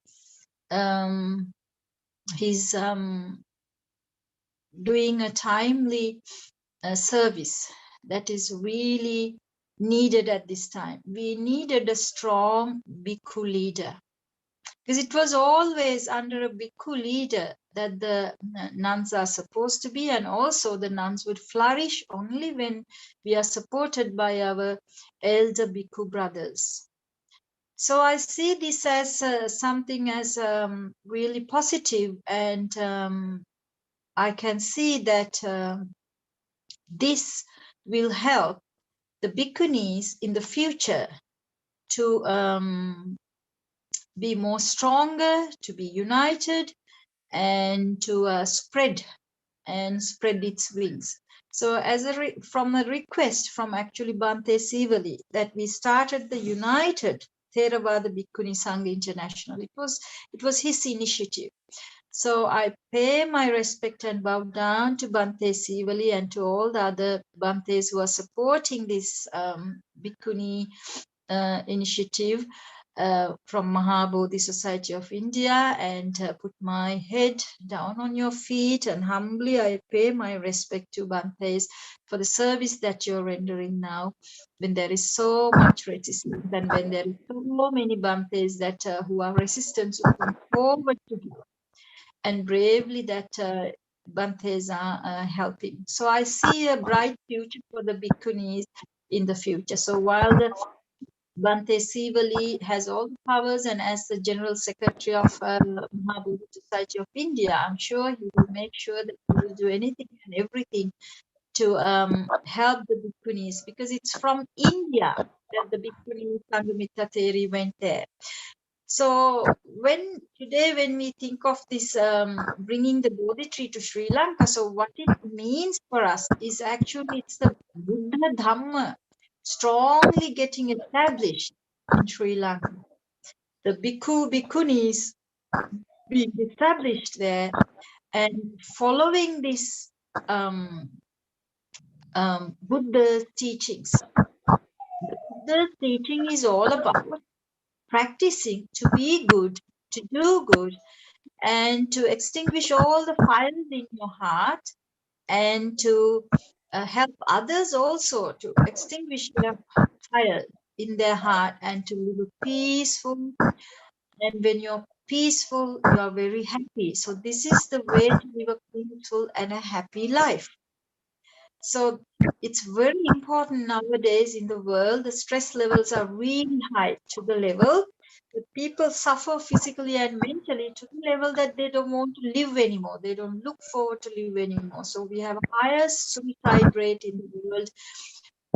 No other times in the history showed this many suicides.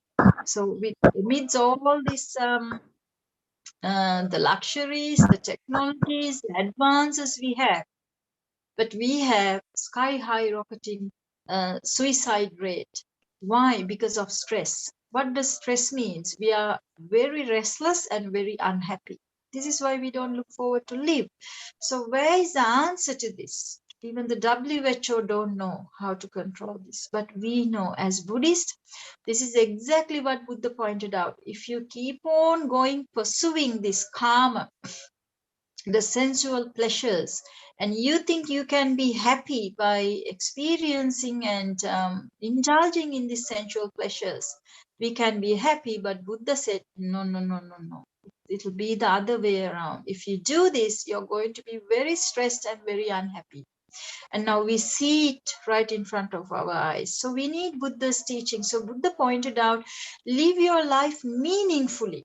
The whole point of we actually even venerating this Bodhi tree is about we thinking of the Bodhi, the Buddha. It is the Bodhi that becomes the Buddha.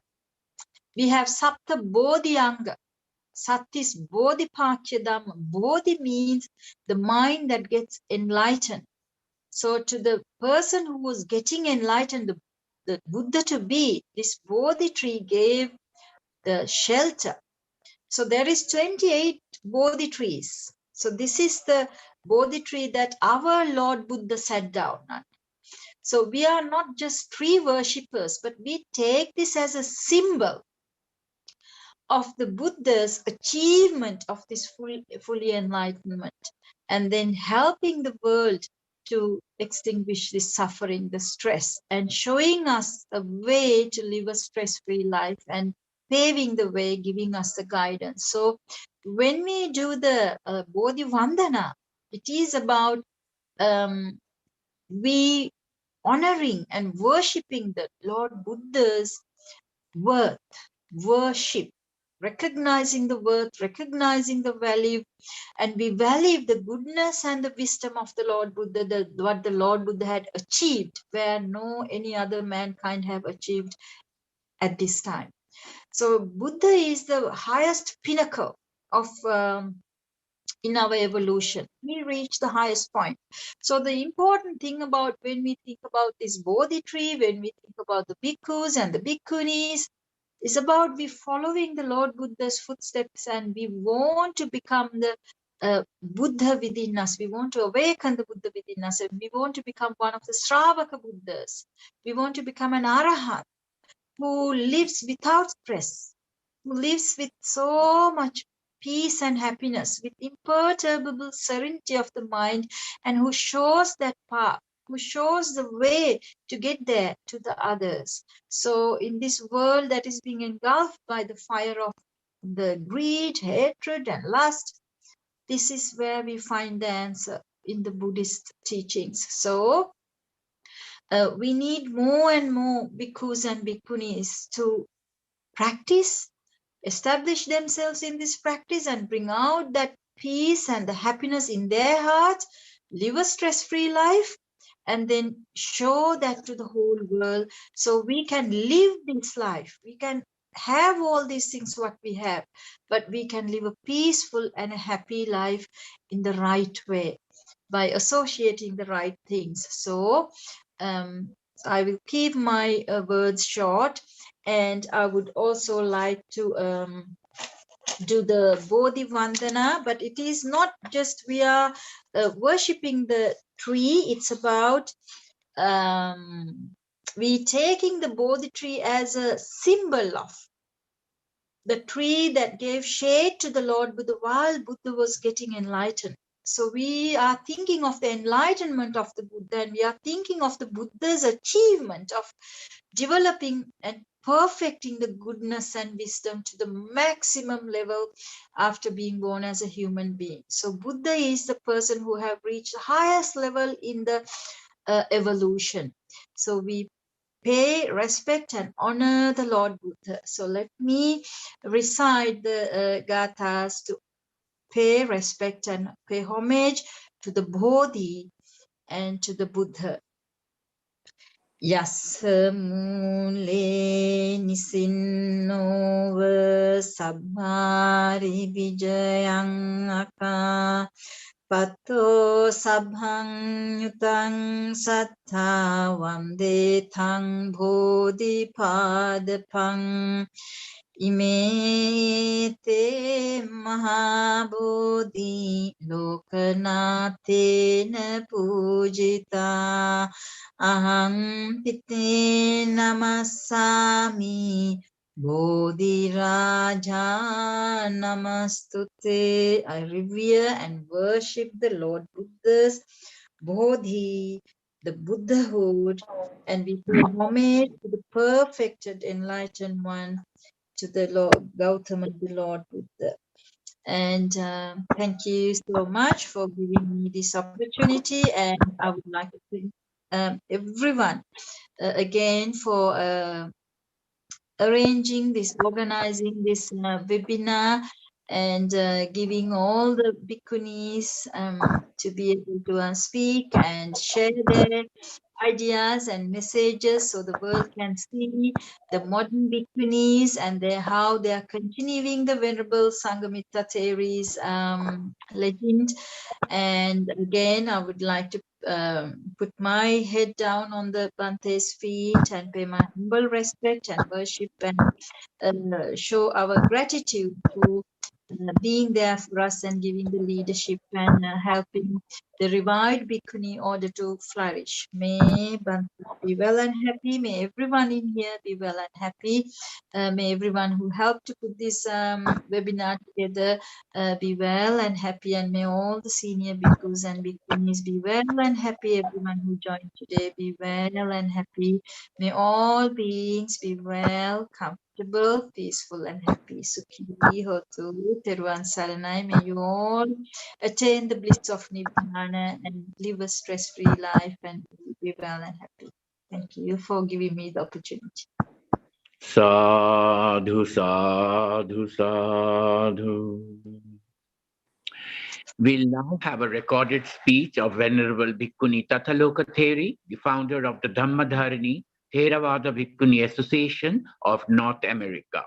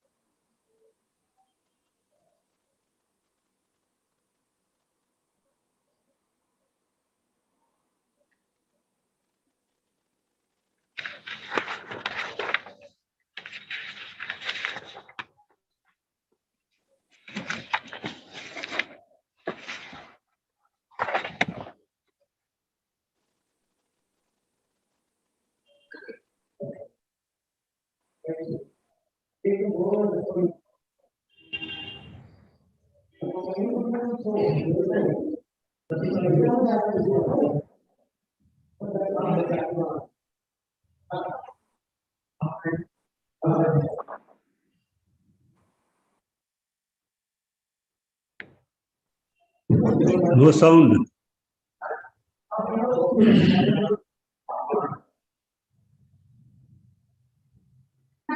No sound. Venerable, sound please. Yes, we have some technical problem here, so takes few seconds, please.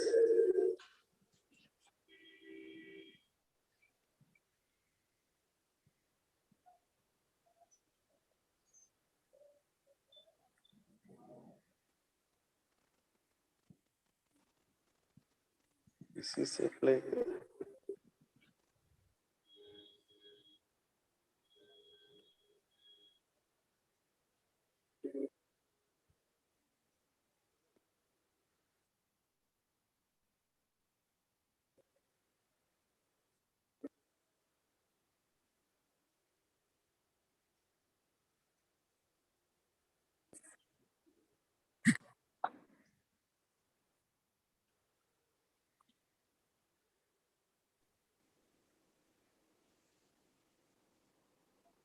Yeah,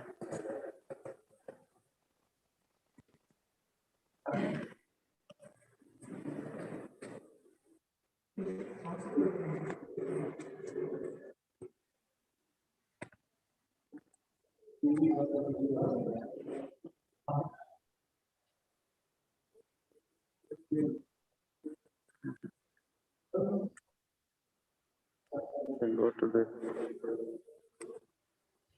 Go check karo, we will check again. You can announce the next speaker, Kiranji. So check. Some problem with the record. I would now like to invite Bhikkhuni Vijayani from Indonesia. She became a seminary under the guidance of Bhikkhuni Santini Theri and has become in Sri Lanka on 29th October 2015. I would like to invite Bhikkhuni Vijayani.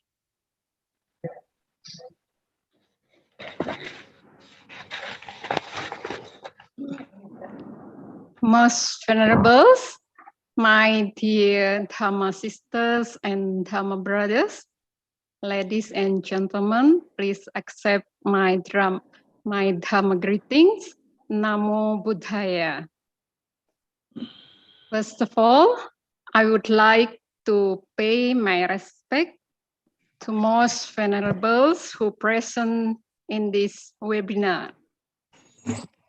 And I would like to express my gratitude to most venerables who give me the opportunity to contribute to this event, namely Most Venerable Bhikkhu P. Siwali Mahatero and Most Venerable Bhikkhuni coordinators.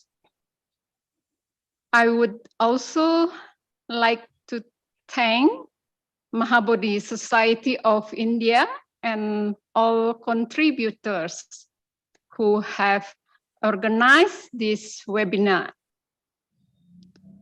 To all most venerables, I seek permission to speak a few words in this very auspicious occasion, although my knowledge and my English is very limited. My dear Dhamma sisters and Dhamma brothers, ladies and gentlemen, today we commemorate the sacred journey of Maha Arahan Sanghamitra Theri with the holy Bodhi tree sapling and the Bhikkhuni Sangha from India to Sri Lanka. Let us reflect how important that occurrence has been. The holy Bodhi tree become a symbol of reference.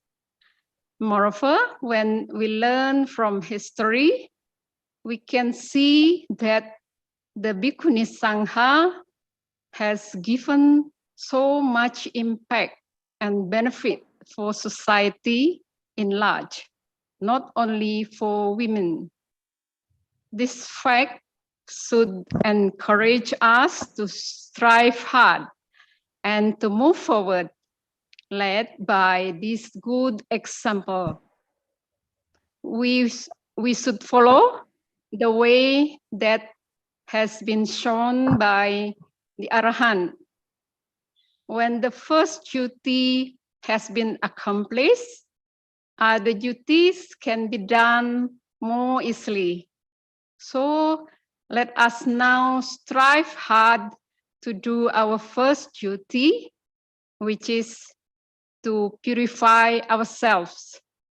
Meanwhile, of course, we should also propagate Dhamma, and we must try to benefit our society, just like what our senior Arahant did. Hopefully, we can move forward together with others. That way, we can maintain what we have inherited from our seniors in the past. As we know, the highest goal is actually very, very difficult to achieve. But our great teacher has opened the easier way to achieve it. We have been given the Vinaya to make the task easier. For that reason, we, as disciples of the Buddha, must not neglect the Bhikkhuni's Vinaya, which has been given by the Buddha. From Samyutta Nikaya 16.13, we learn that we must respect the Vinaya. Let us quote one part of the sutta. There are 5 things that lead to the continuation, persistent, and enduring of the true teaching. What 5? It is when the bhikkhus, bhikkhunis, upasakas, and upasikas maintain respect and reverence for the teacher, the teaching, the Sangha, the training, and meditation. As we know, the training for Bhikkhunis is based on Bhikkhunis Vinaya. By entering the monastic life as Bhikkhunis, we will find it easier to do the 5 things that lead to the continuation, persistent, and enduring of the true teaching. That means it is not just for personal gain.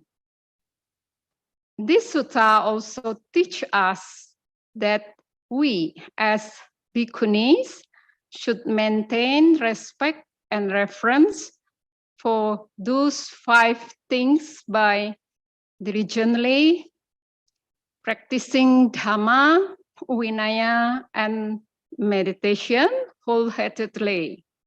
That way, others will have no reason to reject the existence of the Theravada Bhikkhuni Sangha. When we strive hard in this way, and we encourage upasakas and upasikas to do so, hopefully Dhamma will protect us even when the Theravada Bhikkhuni Sangha is still not acknowledged. And when we strive in the right way, hopefully one day we can enter the Noble Eightfold Path as achieved by our senior Bhikkhunis in the past. The Arahant should be our models in the way to attain the highest goal. And hopefully what we do now may encourage women to enter the monastic life as Bhikkhunis without hesitation. My dear Dhamma sisters and Dhamma brothers, ladies and gentlemen, due to time limitation, I would like to close my speech with sincere hope from the events organized by Mahabodhi Society of India and the United Theravada Bhikkhuni Sangha International. May more and more people gain better understanding about the importance of Theravada Bhikkhuni Sangha as existence. May all beings get benefit from this commemoration, and may all beings be happy. Sadhu, sadhu, sadhu. Thank you.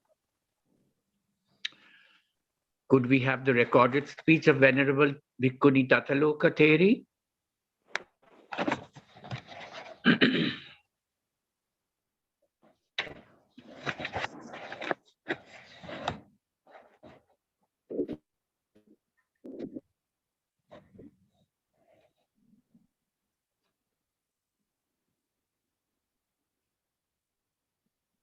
Namo Buddhaya, Namo Radhanataya. Walking in the footsteps of great Theri Sanghamitra, offered in commemoration of the Sanghamitra Day. Inspiration is of enormous meaning in human life, a priceless treasure. In times of darkness, trials, and turmoil, bright examples are our guiding lights, our companions, Kalyanamita, both by day and by night. The Buddha highly recommended looking often to good role models and developing skill in contemplating them, both for his left-home monastic and householder disciples, commending the qualities of his luminary disciples of all 4 parisa or assemblies. Each was considered noble, meaningful, and worthy of remembrance. This is truly one of the great treasures of Buddhism, it being, in its ancient traditions, rich with role models of fully awakened and self-liberated women sages, leaders, teachers, and exemplars of all walks of life. Early Buddhist teachings might be unparalleled in world traditions in this regard. These teachings, examples, and practices are full of power, capable of coming alive in our lives when we turn our minds and hearts towards them. I found the polytext Buddhist traditions to be especially rich in records of great awakened women, from their teachings and their hagiographies in the polytext canon to their life stories in the polytext commentaries and in the polytext chronicles passed down in Sri Lanka, where we find the life stories of such great women after the time of the Buddha, most well known among them the princess daughter of the Emperor Ashoka, the great Bhikkhuni Sanghamitra, who we commemorate today. In the Sinhala Polytext chronicles, such as the Dipavamsa, Mahavamsa, and Mahabodhivamsa, Sanghamitra Theri's story is embedded within the story of another great lady, sometimes said to be Sri Lanka's first Arahant, Anula Devi. Often called Queen Anula, she was the Uparani or vicereign of Sri Lanka. Anula Devi, while listening to the Buddha's teachings from the Satya Samyutta as taught by the Arahant Mahinda Thero shortly after he arrived, realized stream entry one day and then stream winning the next day, entered the Arahant path listening to the Dhamma together. The chronicles record 1,000 women who asked to enter monastic life. At this point, the images here are all still imagination. Anula Devi expressed her wish to enter monastic life to her husband, the viceroy, who expressed this to the king, who in turn expressed it to their teacher, the great Arahant Mahinda. It's noteworthy that at no point is Anula Devi denied in this story, nor disparaged and told she's being arrogant, nor that she'd better support the male Sangha and be reborn as a man, nor that she should await the future Buddha Maitreya. Rather, the Venerable Mahinda Thero recommends calling upon his sister, a bhikkhuni of great wisdom, Sanghamitra, also mentioning a number of other bhikkhunis of exemplary qualities by name, recommending them to come as well. And he asked for the Sri Mahabodhi, the tree under which the Buddha was awakened, to come. Arrangements were set in motion. This then sets the stage for the story of Sanghamitra Theri's journey. Let us now follow in her footsteps. We begin at the feet of the Sri Mahabodhi tree, under which the Buddha was awakened, with the Emperor Ashoka establishing a cutting of the southern branch, Sanghamitra having announced her acceptance of the mission. Overview of the land and river route through India on the left, and the sea route on the right. After a week of travels in India and then a week at shore preparing, during which the Sri Mahabodhi sapling was ritually coronated, the great company's sea voyage was launched on the first day of the brightening half of the month of Maghasira in Pali. This great painting from Wat Po in Bangkok, Thailand, depicts Sanghamitra and the Sri Mahabodhi tree's journey, showing the great launching on the Indian side. We see Sanghamitra on the upper left, the Emperor Ashoka's departing homage to the Bodhi tree on the lower left, and then in the bottom center, the Emperor Ashoka going into the water to lift up the Bodhi tree and raise it into the ship in which Sanghamitra Theri, the bhikkhunis, and the whole mission have already boarded, followed by their departure in the upper right. Here we see in the upper right, and in the insert, more famously, Sri Lankan King Devanam Piyatissa, deep in the water, receiving the Sri Mahabodhi tree sapling on the Sri Lankan side, as per the Mahavamsa. The great reception in Sri Lanka in multiple stages along the journey is depicted here, from the northern seacoast at the Jambukola port, and in 5 stages along the way to Anuradhapura. The great reception has been perhaps the most evocative scene in the Sri Lankan consciousness in the past 2 centuries, repeated countless times. One of the most famous depictions is the noble and magnificent Great Wall mural of the ancient Kelaniya Raja Mahavihara by artist Solis Mendes, whose beautiful paintings fill this temple's galleries. This image in gold of the Great Reception is enshrined inside the reliquary Chaitya at Sumatipala Meditation Center in Sri Lanka. The beautiful and graceful contemporary Sri Lankan image in a Google image search, I could only find one. This year they have spread widely. How inspiration spreads. Sanghamita's journey from Jambukola Port, Sri Lanka, overview and close-up of the beginning of the Sri Lankan journey. First stop, Port of Jambukola. This commemorative site was recently re-established after the original ancient Samudradhana Sala site was lost. Second stop along the journey, per Sri Lankan traditions, the Sri Bodhi Dakshinarama in Vaunia along the Kandy Jaffna Highway. Third stop is an overnight at the ancient Tantrimalai Raja Mahavihara, formerly known as the village of the Brahmin Tiavanka and Mahavamsa. The painting on site shows Brahman Tiavanka planting one of the first 8 fruits of the Sri Mahabodhi tree, still alive there today. Stop 4, the Pachinatisa Vihara, per the Mahabodhivamsa Chronicle, the final place of Bodhi rest before entering the capital of Anuradhapura. The journey took 4 days. Actually, for the 5th stop, there are 2 traditions. First, the aforementioned stop according to the chronicles, and second, according to local traditions, the ancient Great Northern Road by which the Great Company arrived is none other than the road now called Sanghamitra Mawata, named after Sanghamitra Theri, and the route she took to enter the citadel with the Sri Mahabodhi tree through the northern gate. We show this route here as well. 5th stop continued. The first tradition has Sanghamitra Theri, the Bo tree and great retinue coming to the Padma Chaitya before entering the citadel by the north gate. This was the site built by King Devanam Piyatissa to mark Mahinda Thero's first arrival to Anuradhapura. The ancient Padma Chaitya site has recently been lost.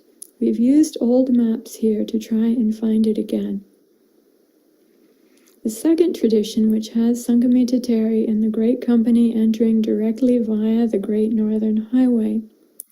When mapping Sanghamitra's journey, I noticed that the formerly royally endowed Ashokarama Purana Bhikkhuni Arama near Pangulia village is just to the east of Sanghamitra Mawata Road and just adjacent to the Mawata Oya stream.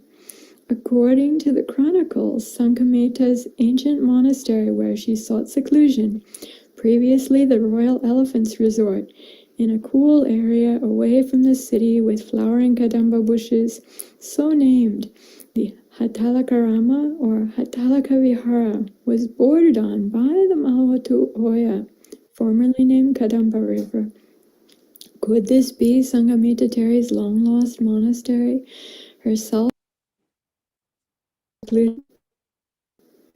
I also question, due to the proximity to the later built Abhayagiri Vihara and this Bhikkhunya Rama's 1,000-year history of royal patronage, whether this may also have been the monastery of Tisara Theri, also known as Devasara Theri, who famously traveled by ship from Sri Lanka to China in the 5th century of the Common Era to establish dual ordination for the Chinese Bhikkhuni Sangha. First map here, from the north gate we pass through the citadel and emerge via the south gate, Sanghamitra Mawata Road. The second, we then pass Sanghamitra Stupa. The third, onto Sri Mahabodhi Road. We enter the Jayashri Mahabodhi Court, coming to the end of our journey. Mahinda and Bhikkhus and King Devanampiadisa on left, with Sanghamitra Theri and ladies of the royal household on right, established the Jayashri Mahabodhi in Anuradhapura, with leading families from around the island joining in. The establishment of the Jayashri Mahabodhi lasted for 1 week and was followed by Bhikkhuni ordinations with Anula Devi and co. under Sanghamitra Theri, and Bhikkhu ordinations with Maha-Arita and co. under Mahinda Thero, established in 288 BCE. Journey's End for Arahant Sanghamitra. Sanghamitra Stupa was built over great Arahant Theri Sanghamitra's chosen cremation place by King Uttiya in the 9th year of his reign, 203 BCE. She entered Parinibbana 1 year after her brother, the great Arahant Thero. She was 79 years old. The location chosen by her for her cremation per the chronicles was to the east of Tuparama and previously within sight of the Jayashri Mahabodhi tree. Journey's End for Anula Devi. The Anula Devi Chaitya, unrestored, in Mahintale area outside Anuradhapura, established in commemoration of Sri Lanka's first Bhikkhuni Arahant, Anula Devi, by Queen Vihara Mahadevi in the 2nd century BCE. I'd like to offer my special appreciation to Vihara Mahadevi, a restorer of the traditions of great Arahant Theri, Sanghamitra, and Anula Devi in Anuradhapura, after they'd been disrupted in the 2nd century BCE. She was a princess, then a queen, and then also became a bhikkhuni in her later life, restoring and then passing on the Dipavamsa tradition of Sadhamavamsa Kovida bhikkhunis, the lineage of bhikkhuni teachers, leaders, and historians of great Theri Sanghamitra. Chirangarakantu loka sasanam. May the right teaching, practice, and fruits of the Buddha's dispensation last long in our world. Sadhu, sadhu, sadhu. Sadhu, sadhu, sadhu. Sadhu. Concluding with the speeches by the Venerable Bhikkhunis under the banner United Theravada Bhikkhuni Sangha International. We proceed with our 2 honorable speakers that have been invited for this day. I would now invite Ms. Dr. Ranjani Malavi Patirana, Lecturer, Department of Pali and Buddhist Studies, University of Ruhuna, Sri Lanka. Thank you very much, Doctor. Aibowan, I need to share my screen now. I asked permission, but it's still not, I think, given. Could you please give me the permission to share my screen now? Yeah, okay. Right, thank you very much. And Venerable Mahasangha and all the audience, I think time is running. So I will start my presentation now. Yes, it is a great privilege for us Sri Lankans, especially a woman like me, to be able to address this special event today as the first time. I will not repeat that as we all know the speciality of today. Then it is important to discuss on Arahant Sanghamitra Theri, who came to Sri Lanka with the sacred Sri Mahabodhi, and its influence to the Sri Lankan culture today as a Sri Lankan. Then this is my content, right? I will explain this content shortly, briefly. Then Firstly, I will introduce my topic. Then I'm going to discuss briefly Arahant Sanghamitra Theri's great mission to Sri Lanka as revealed in Deepavansha. Yeah, then I need to show this incident as a historical incident because it is not a fictional event, because there are evidences. I think Tata Loka Theri, Venerable Bhikkhuni, Tata Loka Theri displayed a lot of evidences regarding Sanghamitra Theri's arrival and Jayasri Mahapodhi establishment. There are a lot of archaeological evidences were there. I think I like to discuss with you literary evidences, especially in Deepavansha. The Buddhism was introduced to Sri Lanka as a result of the missionary services of Emperor Ashoka. You know, already we have discussed a lot of things. Arahat Mahinda Thera, he was a son of Emperor Ashoka, established the Bhikkhu order Sri Lanka. Then later, Arahant Sanghamitra Theri, his daughter, arrived and brought with her a sapling of the Sri Mahabodhi. She established the Bhikkhuni order in Sri Lanka. The Deepavamsa is the oldest literary source in Sri Lanka that can be revealed about information. It is the oldest chronicle, right? Yeah, Deepavamsa. Sri Lankans have been fortunate enough to have preserved to the present day the valuable chronicles such as the Mahavansa and the Deepavansha. Especially there are Bodhivansha, Datavansha, such kind of lot of chronicles here. The oldest among the chronicles is the Deepavansha, which was written in around the 3rd to 4th century CE. The Deepavansha is believed to have been written by a bhikkhu or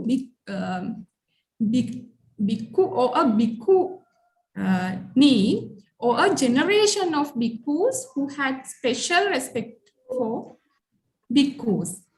Right? Now we want to discuss Arahant Sanghamitra Theri's Pabbajja ordination according to the 7th chapter in Deepavansha. I think I have limited time, therefore I am not going to explain a lot of things. I mentioned this part, 17th from 17th stanza to 22nd stanzas are explaining about this Pabbajja ordination. Then we have actually, when we talk about this incident, before the ordination of Sanghamitra Theri or before the ordination of Sanghamitra Devi or princess, actually King Ashoka asked them the desire or their desire. He asked their desire, right? Then they accepted, not only Sanghamitra princess, but also Mahinda prince or Hindu prince. We, as Sri Lankans, we called him as Anubuddhu, second Buddha to Sri Lanka. Sri Lankans, or second Buddha to us, as Mahinda Thero, Arahat Mihindu Thero, and both of them accepted the father's request. Then we can see a lot of details in Deepavansha and Mahavansha also, their ordination. Now I'm not going to explain all the things. Then King Ashoka's devotion to the Buddhism was so strong that he even permitted his son and daughter Sanghamitra to be ordained with their consent. Then Deepavansha mentioned that Mahinda Kumarang Puttang Sanghamittancha Dhitara Ubho Amantai Raja Dayado Homi Sasane, his request. Then they accepted that request. Sutvana Pituno Vakyam Ubo Putta Divasayum. Suttu Deva Sampaticham Karomang Machanam Tava. This brother and sister accepted their father's request and desire. Then they, the 22nd stanza mentioned that Sanghamitra cha jatiya vasang attara sanghave chavasminhi asokassa ubho pabbajita paja. Sanghamitra was 18 years. The determination to give up defilements at a very young age is difficult, but she was dedicated to it. It is very difficult, but she was dedicated. She is a great role model for us or for the modern women. She has given up even the pleasures of kingship and sought the pleasures of Nibbana. So she, that is why I mentioned that she is a role model for modern women. Then this is another role model for modern woman, Anula Devi. Anula Devi's conversion. It is mentioned in Deepavansha in the 15th chapter. According to these stanzas, in Deepavansha, Anula Devi, Sub-Queen Anula Devi, had expressed desire become a nun at that period, but there was no Bhikkhuni ordination or women Pabbacha in Sri Lanka at that time. Then she was a believer in the Buddha, the Dhamma, and the fraternity. She confessed the true doctrine and put away the desire of existence. Then these stanzas explain that the king Devanampiyatis asked about the Pabbaja ordination on Anula from Arhat Mahinda Theri. Then 15th chapter, you can see if you study this Deepavansha, you can see these stanzas. We can find this information from these stanzas. Agamissati me raja bhagini Sanghamitra pabba chetwana mochetu anulang sambandhatha. Mahinda Thera, Arhan Mahinda Thera replied, my sister Sanghamitra will confer the Pabbacha ordination on Anula and will release her from her fetters. She will release her from her fetters. That is the meaning of that stanza. Then this further clarifies what the true purpose of being ordained should be, right? We have to think what is the what should be the true purpose of the being ordained. Then arrival of Arahant Sanghamitra Theri with the sapling of the sacred Bodhi tree. We called it as Jayasthiri Mahabodhi as Sri Lankans, Jayasri Mahabodhi. Then we can find more details when we study Deepavansha. There are a lot of stanzas. 77 to 80 stanzas are contained the details on such kind of spiritual qualities of this kind of Arahant Theris, Arahant Sanghamitra Theri and Uttara Hema, Masagalla, Agimitta, Tappa, Pabbata, Malla and Dhamma Dasika Bhikkhunis came with Sanghamitra Theri. Then we can find these details from Dipavansha. The king sent before that, the king sent an embassy headed by Maharita to King Asoka with the request from 81 to 94 stanzas explain that about that journey.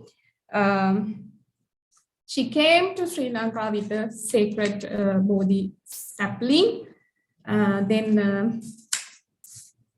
Especially according to the 40th and 41 stanzas in the 16th chapter in Dipavansha, 500 virgins who surrounded Anula Devi, who were free from passion and steadfast, all received the Pabbajja ordination at that time after receiving the Dhamma, Buddha, Dhamma and Sangha message from Sanghamitra Theri. Then we can find more details about the Buddhist history when we study Dipavansha. There are a lot of details about last four Buddha's sacred Bodhi trees here. Not only the Bodhi tree of Gautama the Buddha, Kakusanda, Konagama, Gautama, Kashyapa. So those are the four Buddhas, last four Buddhas. All these Bodhi branches, all these four Buddhas Bodhi branches were brought by the Bhikkhunis, very special thing, into Sri Lanka, Bhikkhunis themselves. Then according to the 93rd stanza, in 70th chapter, we can see special incident, the plant in the sapling of the Sri Mahabodhi in Anuradhapura. You can see the picture of Sri Mahabodhi here, and there is the statue of Sanghamitra Theri near to the Sri Mahabodhi. I added it into the presentation. Then that stanza, 93rd stanza, explains this.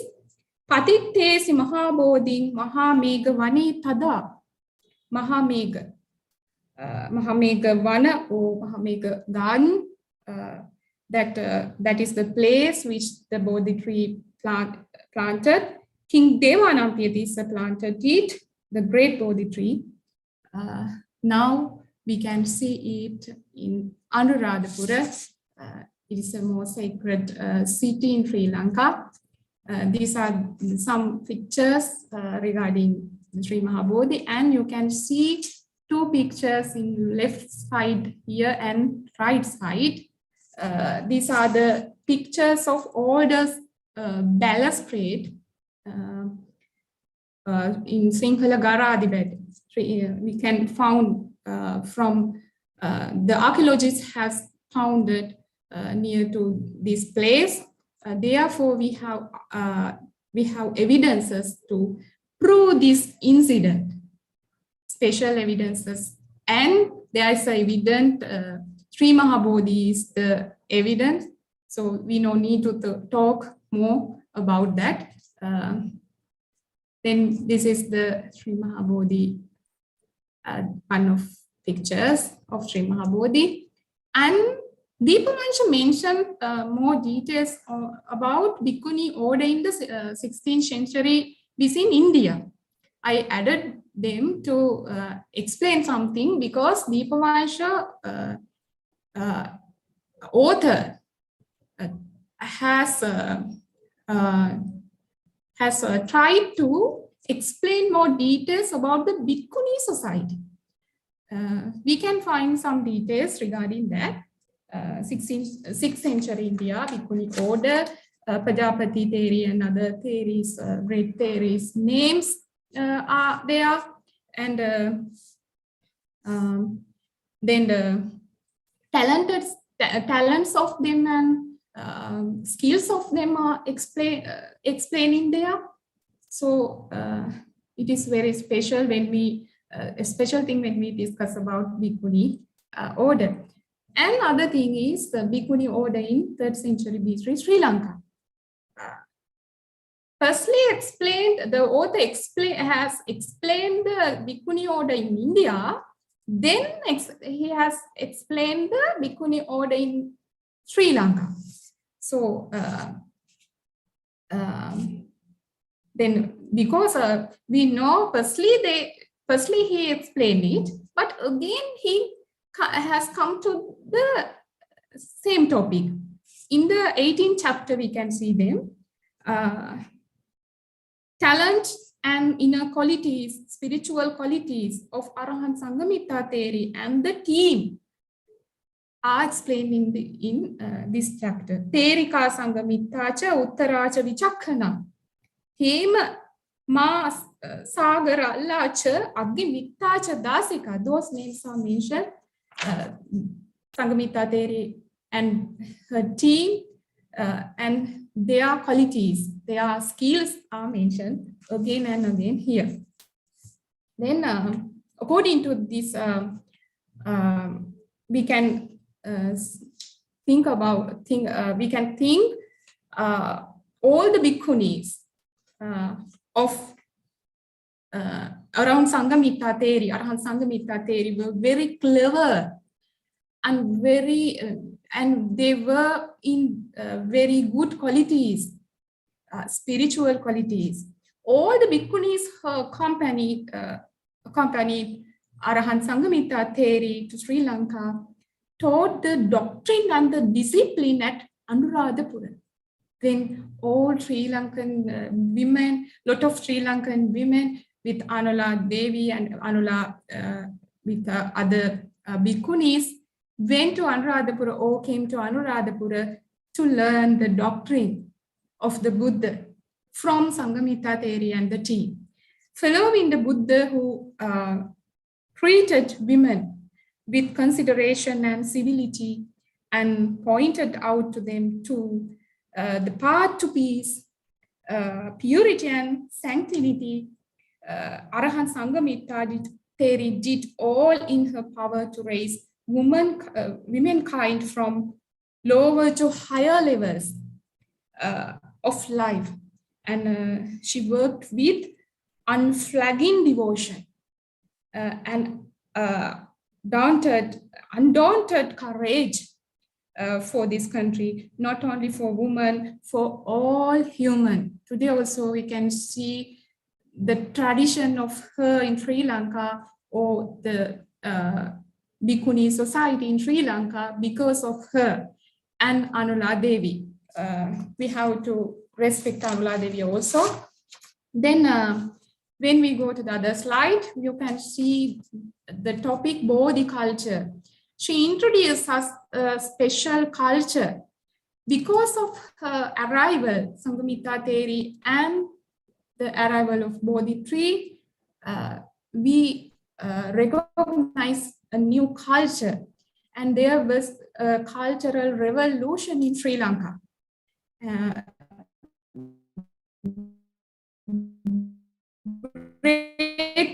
Because of due to these great theories, a new cultural transformation took place with the great Bodhi tree that we heritage. You can see about that.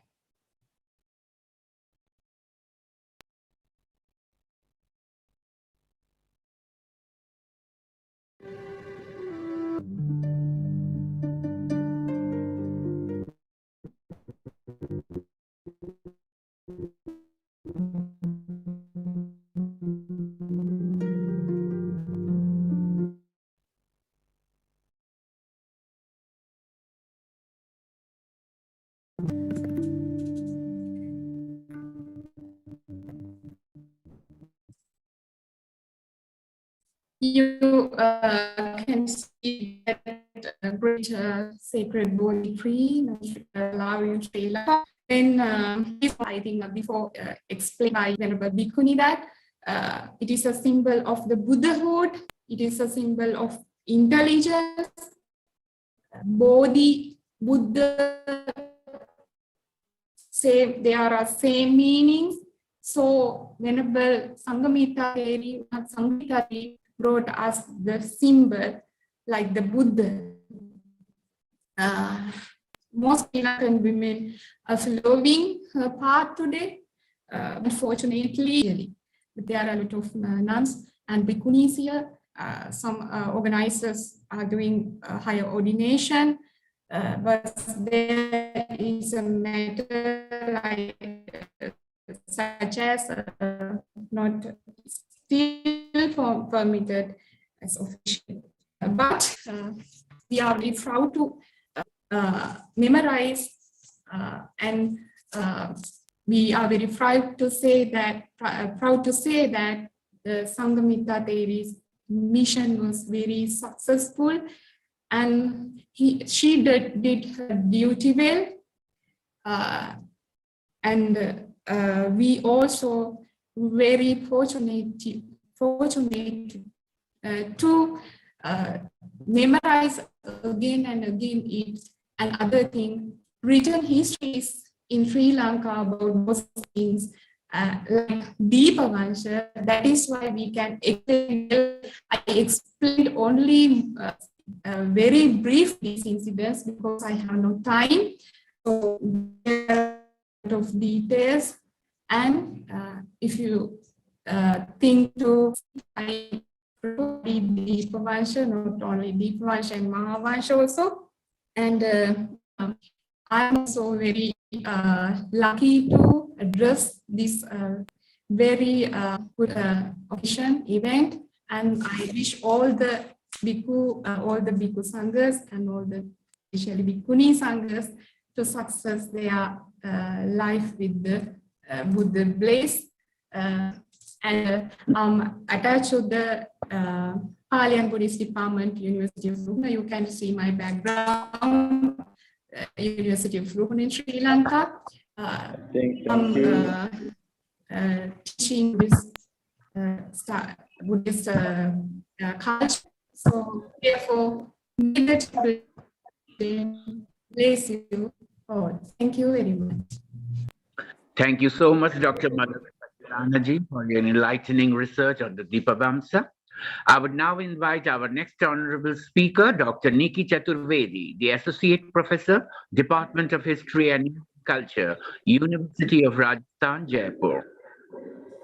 Time 10 minutes. Yeah, thank you so much, sir. I'd like to, I'll try to keep it brief.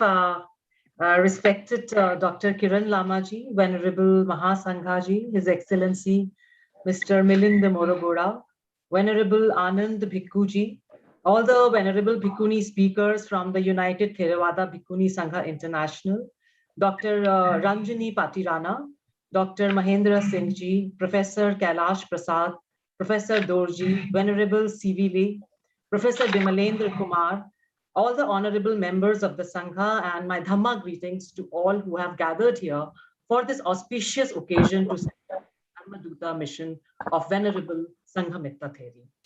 I am a historian, and I bring to you today the perspective of a historian, and I have titled my presentation today as Sanghamitra, Her Story of Grit and Glory. When I use the word her story, it is not the story of Sanghamitra, is what I mean by it. I want to replace history by her story. So that is my opinion, that we have to bring out the role of women, the contribution of women into the history, not only of Buddhism, but into the history of the world and countries in general.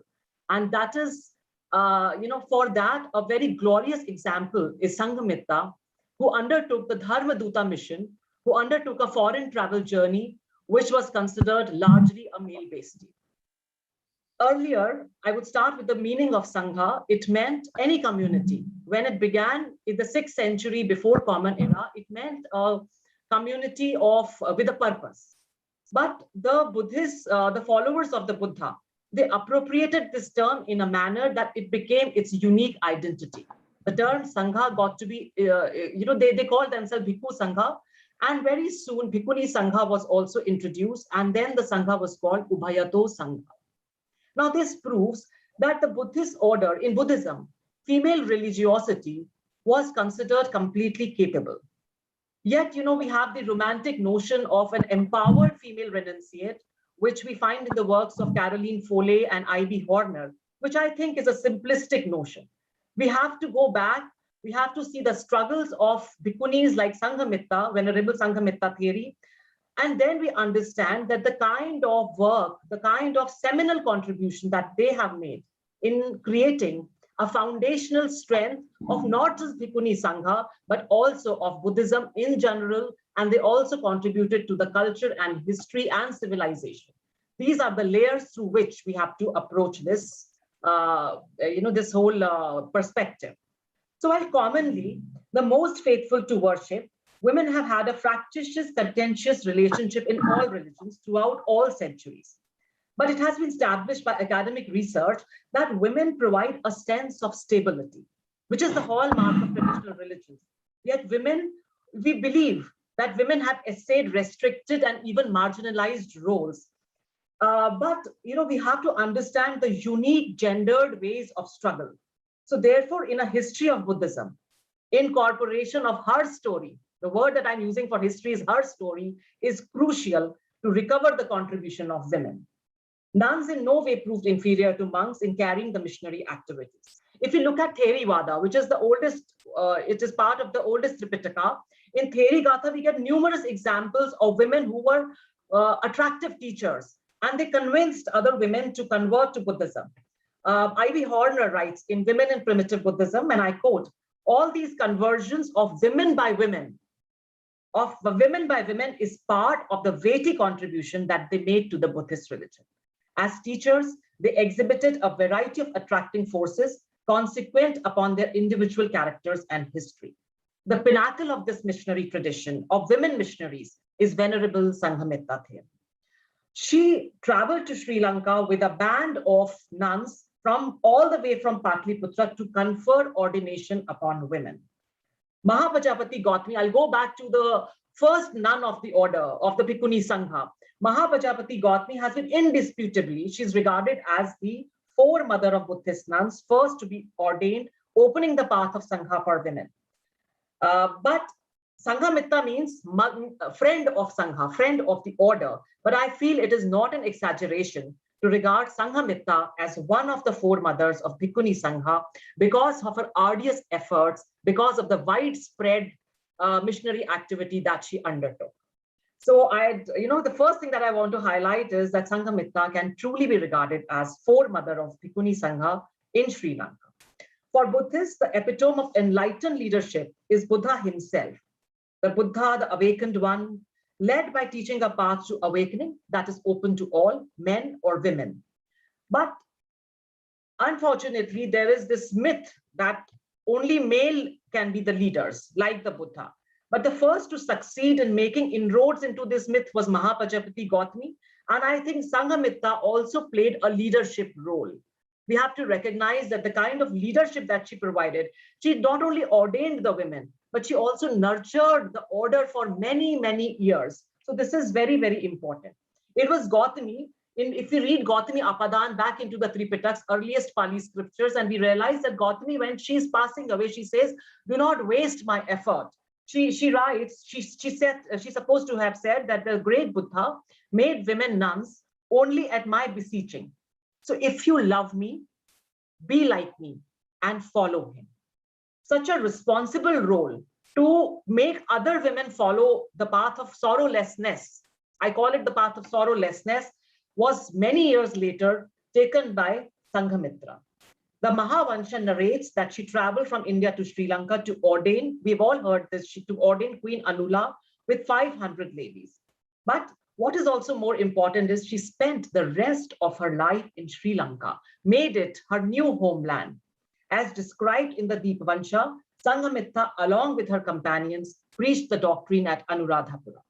This brings to fore her two stellar qualities. We have to remember that The story we all know, but the kind of courage that required in those times to travel, we did not have ships like today. We did not have aircrafts like today.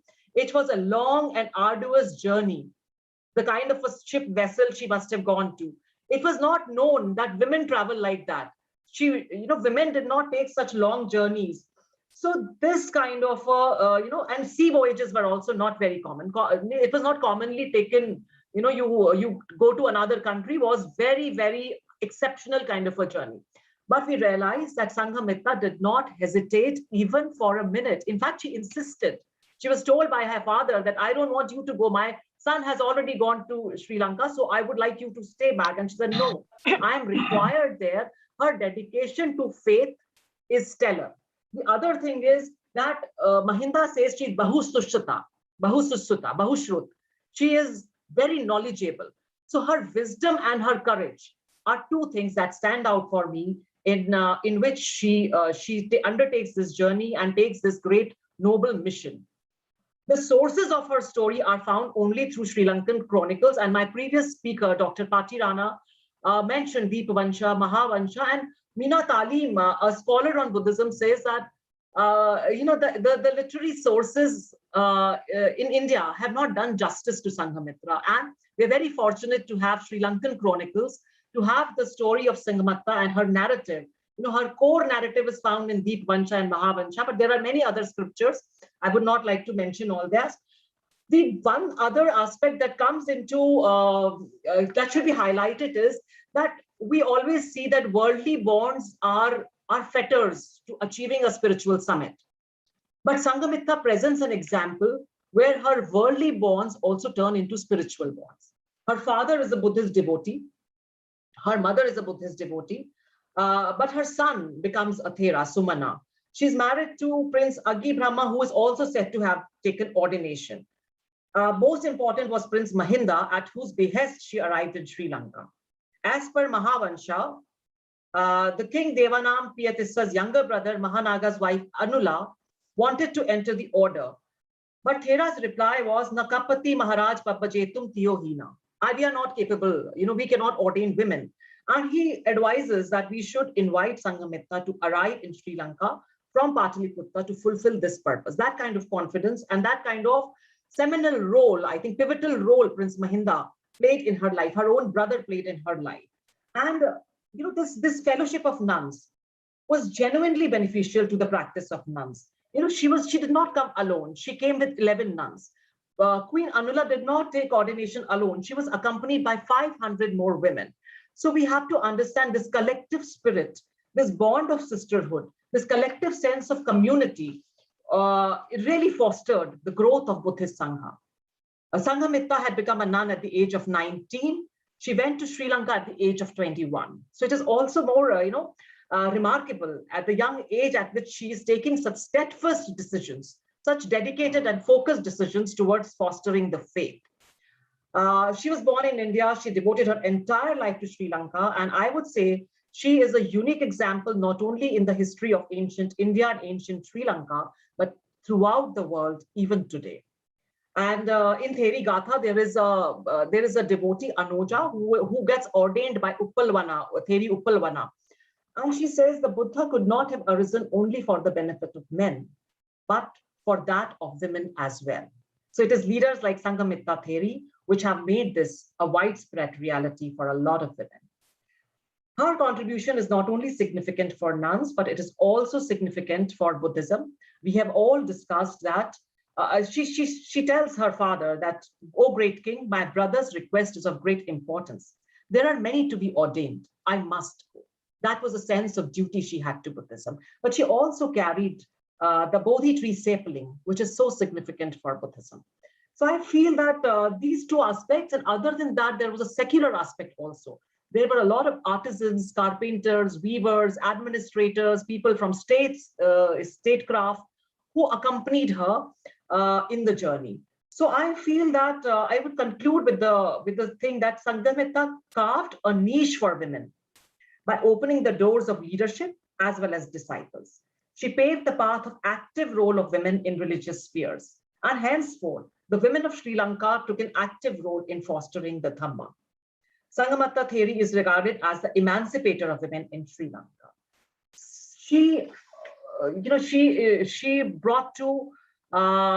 opened the doors of Bhikkhuni Sangha, but also nurtured it, fostered it, built a lot of structures to create a foundation. So I would just like to end with the statement that the spiritual leaders like Sanghamitra Theri and their compounded experience, they help us, if we study them and recover them, they help us understand not only history of Buddhism, not only history of Bhikkhuni Sangha, but the seminal role that women have played throughout the activities of any civilization. I'd like to thank the Mahabodhi Society of India for giving me this opportunity and organizing a webinar on this auspicious occasion. Dhammaduta. Sadhu, sadhu, sadhu. Thank you so much, Dr. Chaturvedi. Concluding our webinar today, we now proceed on with the presidential address and the vote of thanks. So I would invite the chairman of the webinar, Dr. Mahendra Singh, the vice president and trustee of the Mahabodhi Society of India. Lamaji, Yes. just a minute. Yes.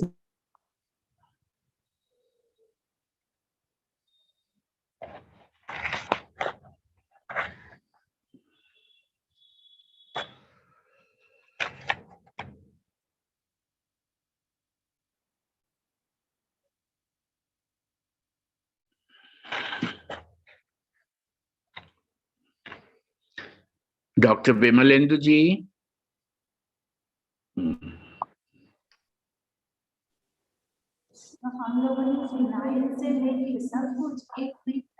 नमो तस् भगवतो अरहतो सम्मा समुदस् नमो तस् भगवतो अरहतो सम्मा समुदस् नमो तस् भगवतो अरहतो सम्मा समुदस्. First of all, I pay my prostrate salutation to the Lord Buddha, all the predecessors Buddha and the successor Buddha to come to arise, and thereafter I pay my prostrate salutation to all the monks and the Bhikkhunis, Bhikkhus present in this Dhamma webinar, and thereafter I pay my highest regard to the chief monk and the general secretary of the Mahabodhi Society, under whom direction and leadership this program is continuing every month on the full moon day, and the international webinars are being conducted under his leadership, able leadership. I again congratulate all the speakers, my previous speakers, sisters, brothers, Bhikkhuni, Bhikkhus, and the Kiran Lama, and all the persons who are arranging this webinar. I will not speak much. Much has been said, much has been heard regarding the history, itinerary, and the work done by the Mahinda, Venerable Maha Mahinda, and his sister Mahatheri Sanghamitra to establish the Buddhism in the Sri Lanka, neighboring country. I will say some highlight which goes back to the history. I want to say that according to the chronicles, the Lord Buddha was the future seer. He knew well that in the long run, some time will come when India, from where he started his Dham, will come into the problems, and after that, how the Dham can be protected and it can survive. He had gone to Sri Lanka 3 times, one in the 5th year and the 8th year of his enlightenment. These 3 visits sown the seed of the future Dhamma in the Sri Lanka, because he was well aware regarding the future. So where Buddha goes, the Dhamma goes there, because the landing of the footstep of the Buddha on any place is established, means that that place is fruitful for the establishment of the Dhamma. So it happened like this. Secondly, I will like to say that the Asoka Great is the central figure regarding not only that he became the Buddhist king and the and he became after the Kaling war, in the 8th year of his coronation, and in which the 1 lakh persons were slain, 1,50,000 were carried away captive, and many times of number were injured. After that, he was heartily sad, and when a junior Samner, who was the little Arhant Samner Nigrod, son of the Prince Sumna, a brother of the Asoka, who converted Asoka to Buddhism. And after that, what Asoka became? He became not the conqueror of by force, conqueror by war, Digvijay, but he became the conqueror by the righteous Dhamma Vijay. It is a great change in the life of the Asoka. And I can say candidly and vividly that just like in the previous life, Bodhisattva Siddhartha, in the life of the existence of the Vesantar, donated his daughter and son, Krishna and Jolly, to a person who asked him that he should give them for the service. After that, Asoka was the next such an example who made the greatest dhan in the loka, in this sensual plane, in the kama vachar, because he not only donated his son Mahinda and daughter Sanghamitra to go to Lanka, Sri Lanka, to set up the Dhamma there, but he made the great dhan. First, he made the dhan of the daughter and son. Secondly, he made the Dhamma dhan, which the Mahamahinda, Venerable Mahamahinda, Venerable Sanghamitra did there by founding the Dhamma. And thirdly, he always supported Sri Lanka in all respect, because after the Aryan king Vijay landed in Sri Lanka, its history begins from here.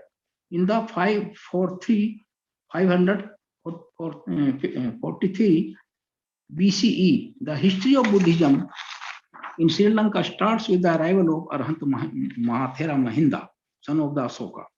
So, after this, when all has been said, I will not repeat anything. When Asoka succeeded his father Bindusar, and Asoka, this is written in the history that Asoka and the Devanampiya, the king of the Sri Lanka, they did not see each other by face to face, but they were regularly in the contact of each other, because they used to send the valuable gifts and other emissaries and their ministers to exchange the views, and in this way they were good friends. And when Asoka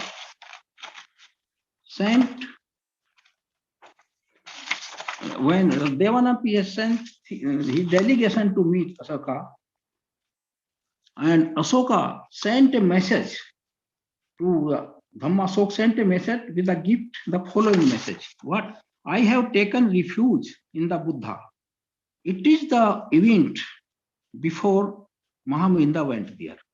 I have taken refuge in the Buddha, his Dhamma, the doctrine, and in the Sangha, the order. I have declared myself a lay disciple in the religion of the Sakya. Seek, he is advising Devanampiyatis, seek thou you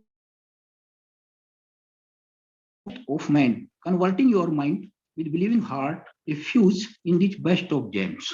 He suggested the Sri Lankan king Devanampiyatis that you too be converted into Buddhism, just like I have been converted into Buddhism. This was the message. Thus was the ground prepared by for the Venerable Mahinda mission in Sri Lanka. This is the foundation stone laid by his own father, the great Asoka.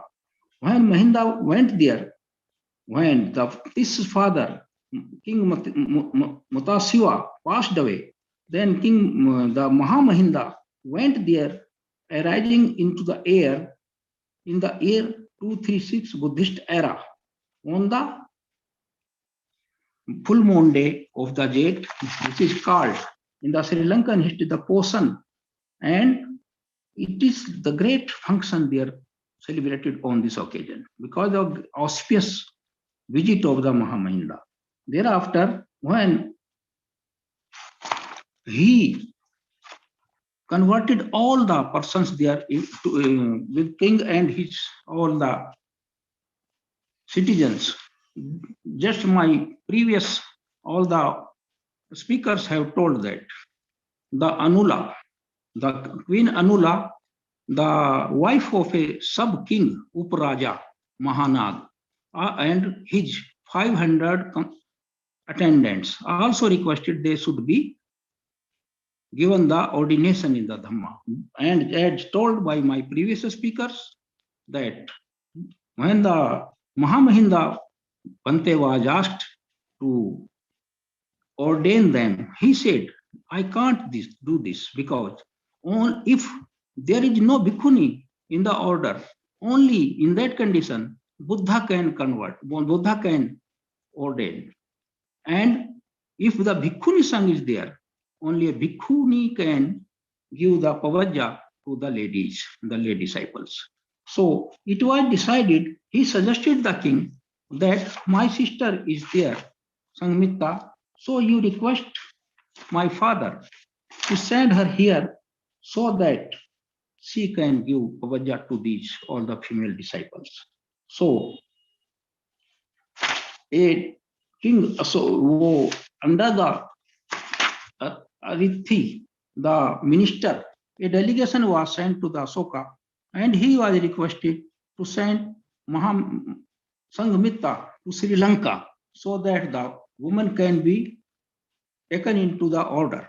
So the king was alone there, but he was, because the man of the Dhamma, after the heavy heart, he suggested and agreed that I will send Sanghamitra there. And he himself went, and the sapling was taken from the south side of the Mahabodhi tree, and it was given to the Sanghamitra, and King Asoka himself came at the Tamarpati Tamuk port to see her off, and with a sapling. In the sea, when the vessel was in the sea, there was an attack by the Nagas to disturb the journey. And because she was Arhant, she assumed the form of a guru and scared away the Nagas and protected the sapling from that. After 7 days journey, she reached there and landed at Jambu Lokola, and she was received with fanfare and given warm welcome there, and the sapling was taken with great respect, and then on the 10th day it was planted in Anuradhiva, and there was a great congregation and there was a great function, and it is said that Sanghamitra made the Upasika Vihar within the city of Anuradhapura. When the planting of the Bodhi sapling and the ceremonies connected with it all were over, Anula, the queen of the Uparaja Mahanag, and her women, 500 attendants, were ordained into the Bhikkhuni order. And thus, the Bhikkhuni order was set up in the Sri Lanka. So, to conclude, I want to say that it is the connectivity of the Dhamma between Sri Lanka and India. And Buddha had seen by his divine eyes that in the future, when the Buddhism will come into trouble in India, it will be flourished in the Sri Lanka and it will be saved there. Really, it happened. When India, the Buddhism was destroyed and our monks were beheaded, their Buddha viharas were destroyed, the Sri Lanka protected the Sutta Pitaka.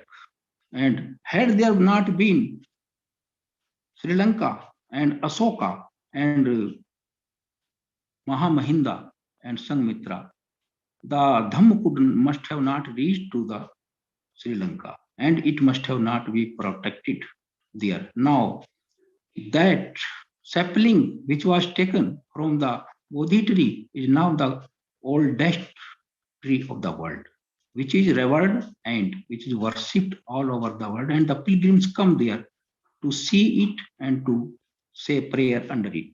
So it is the great journey of Mahamahinda and Sanghamitra, and after that, Mahamahinda and Sanghamitra survived Devanam Piyatis, who reigned for 40 years. And after that, after the death of Devanam Piyatasi, his son, he passed away in the 8th year. The Uttiye, younger brother and successor of Devanam Piyatasi, took over the throne. And in the Uttiye, their Mahamahinda passed away at the ripe age of the 80 years.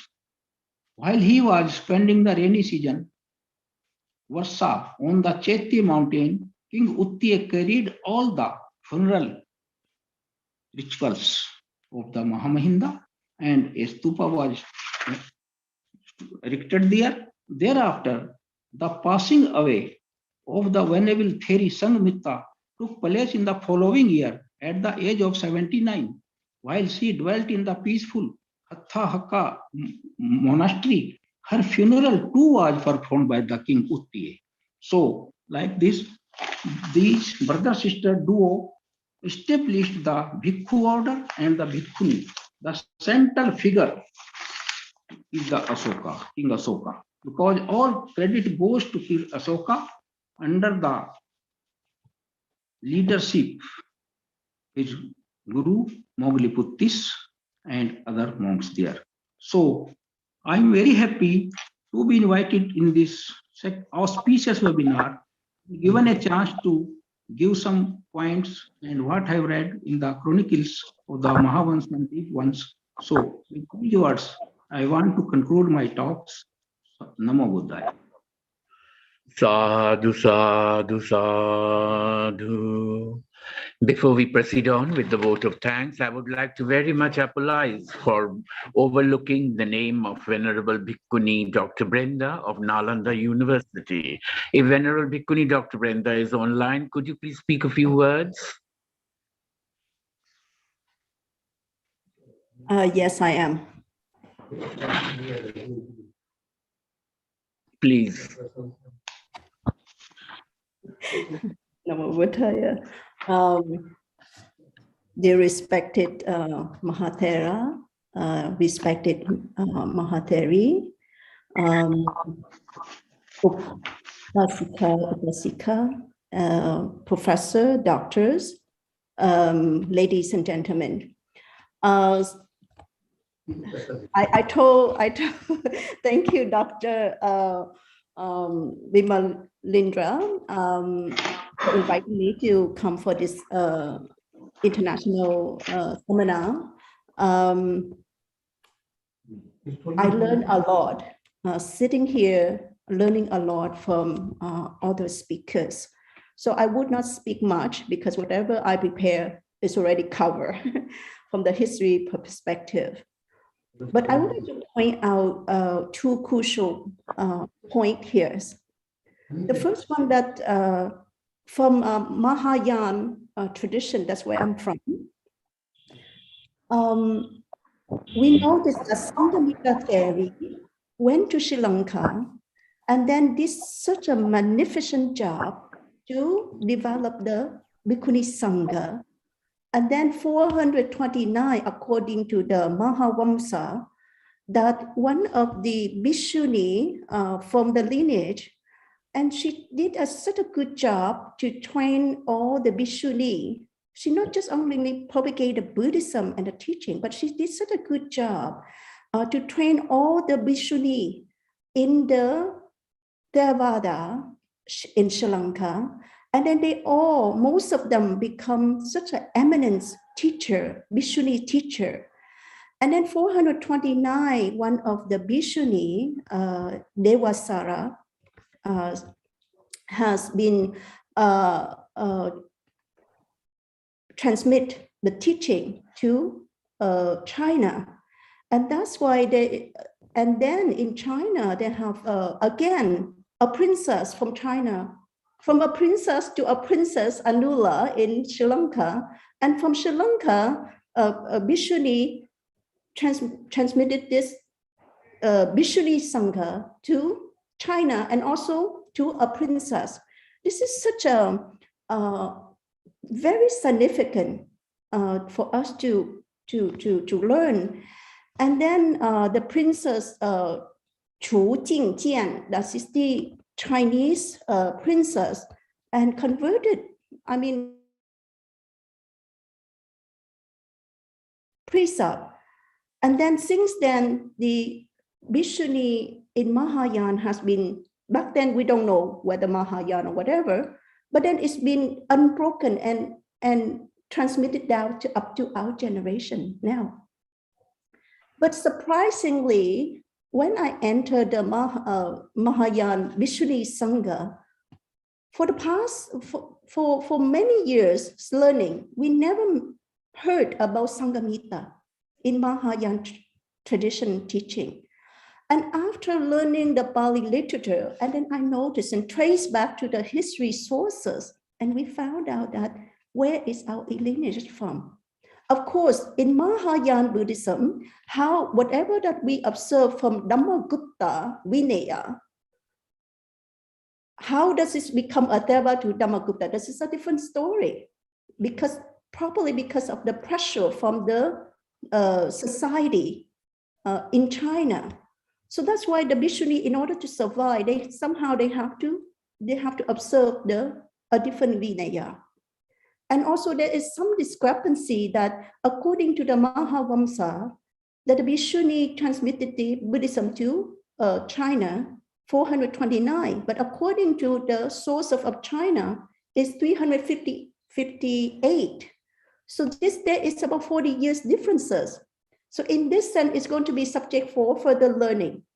The one possibility is that because according to the Chinese history, they don't follow the regular calendar. Also, according to the Chinese writing, each king, when they become a king, then they just name out the year. They have a different name for the years when they hear the throne. So that's why there is some discrepancy here. But the name of Princess Chu Jingjian, no different, but the year is different. So it's subject for further learning. But we're happy that we also from one ancestors. So from Mahapajapati from a royal family, then to Anula, and then to the Chu Jingjian. So from this, that is the point that I would like to point out, that Sanghamitra is Theri not only contribute to the Sri Lanka, but it's also to the Mahayana Bhikkhuni Sangha as well.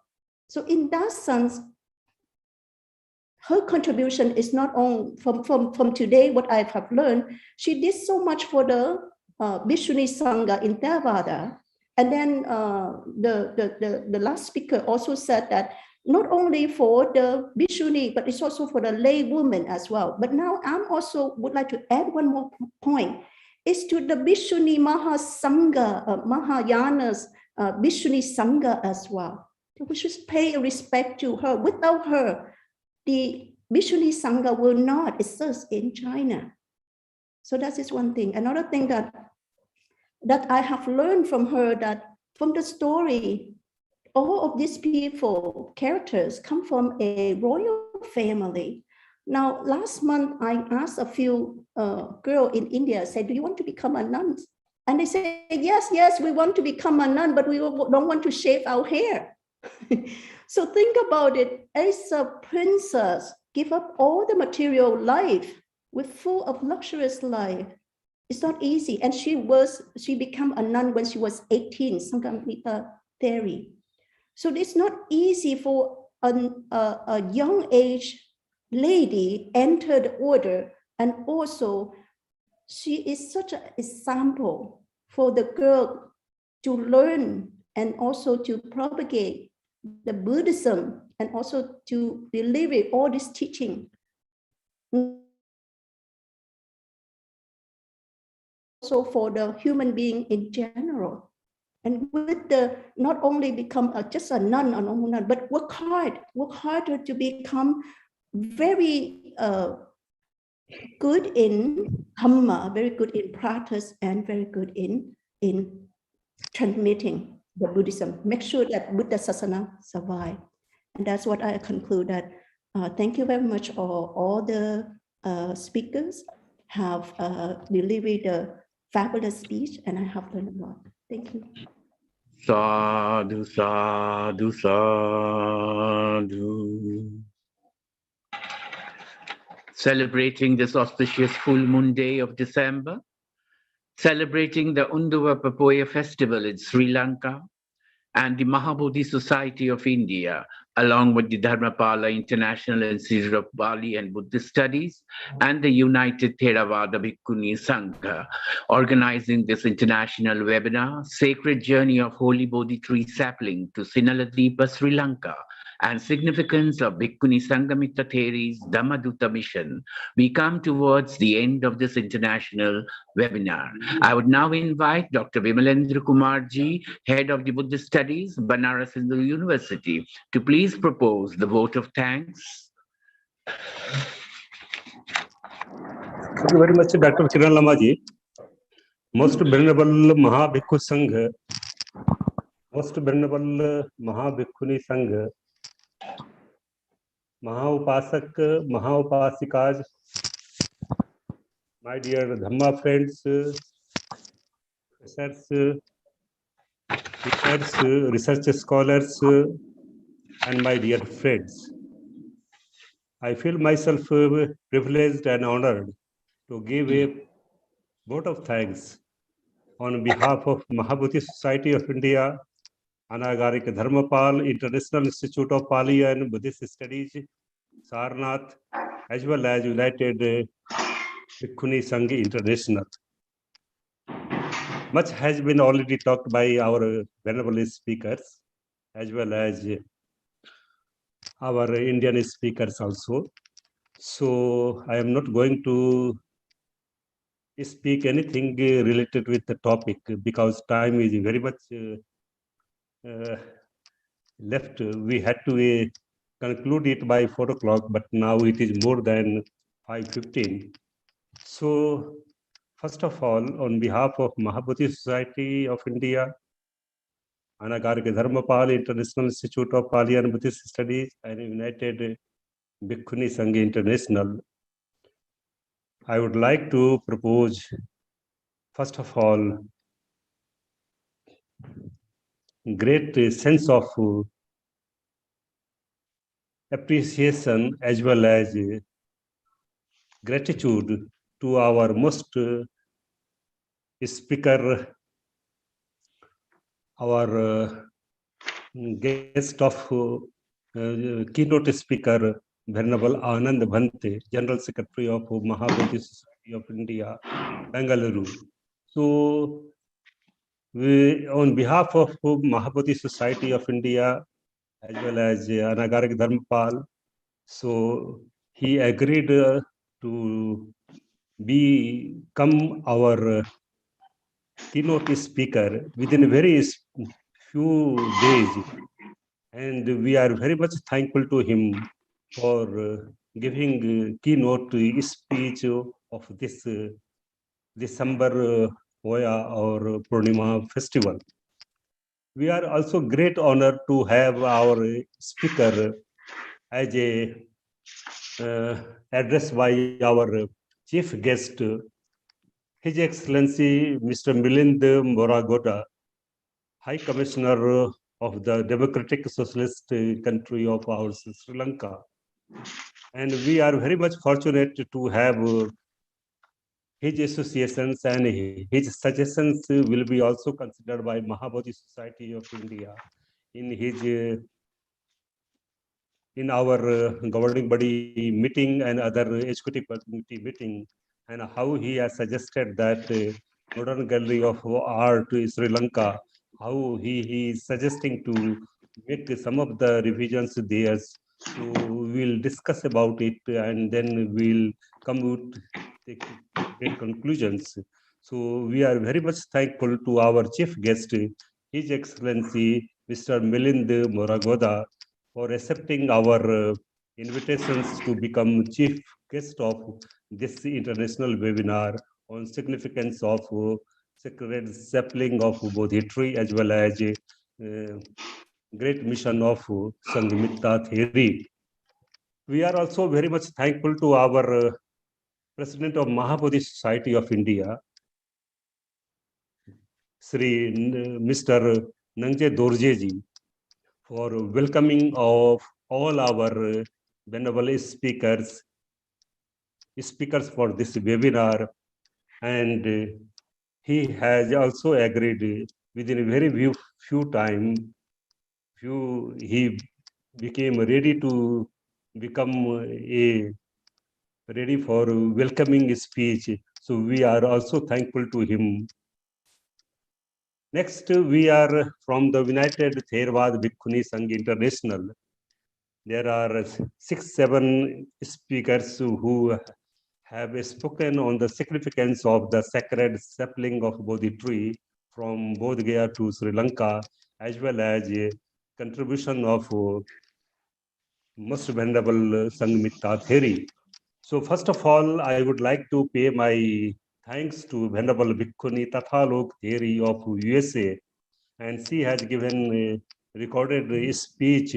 So we are very much thankful on behalf of Mahabodhi Society of India and Anagarik Dharmapal International Institute of Pali and Buddhist Studies.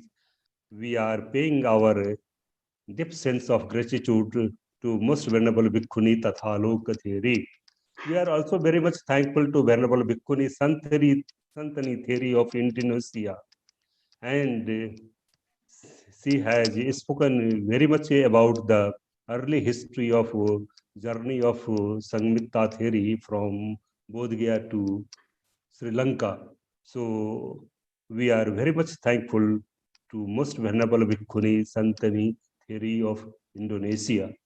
We are also very much thankful to Venerable Bhikkhuni Dr. Liu Fap with the Dhamma of Vietnam, and she has also given her PowerPoint presentations of all the journey and contribution of Sanghamitra Theri, and through the PowerPoint presentations she has given very well research documentary evidence regarding the sacred journey of our Sanghamitra Theri. So we are also thankful to Most Venerable Bhikkhuni Dhammananda Theri of Thailand, and she has also given her chanting Mangal Path, and as well as she has spoken also about the Sanghamitra Theri. So on behalf of Mahabodhi Society of India, Anagarik Dharmapal International Institute of Pali and Buddhist Studies, we are paying our deep sense of thanks to and as well as appreciations also to Most Venerable Bhikkhuni Dhammananda Theri. We are also thankful to Most Venerable Bhikkhuni Bodhichitta Theri of Australia. She has also given very well researched document, and she has that how the teachings of the Buddha are relevant today in the present context also, and how the contributions of our Sanghamitra Theri are also significant in our present time. So on behalf of our Mahabodhi Society of India, we are very much thankful to Most Venerable Bhikkhuni Bodhicitta Theri. We are also thankful to our Most Venerable Bhikkhuni Vijayini of Indonesia. And she has also spoken very good speech on the sacred journey of Sanghamitra Theri. So on behalf of Mahabodhi Society of India, as well as Anagarik Dharmapal, we are very much thankful to Most Venerable Bhikkhuni Vijayini. We are also very much thankful to Most Venerable Dr. Bhikkhuni Brenda Echi of Nalanda University, Nalanda International University, Rajgir, Nalanda. And she has also spoken that how in Mahayana Buddhism, the contributions and the significance of Sanghamitra Theri is not discussed or not has been given any light, but how she has spoken some of the thoughts related with Mahayana Buddhism, related with the Most Venerable Bhikkhuni Sangha. Then we are having our speakers from Sri Lanka, Department of Pali and Buddhist Studies, University of Rohana, Ms. Dr. Ranjani Malvi Pitara.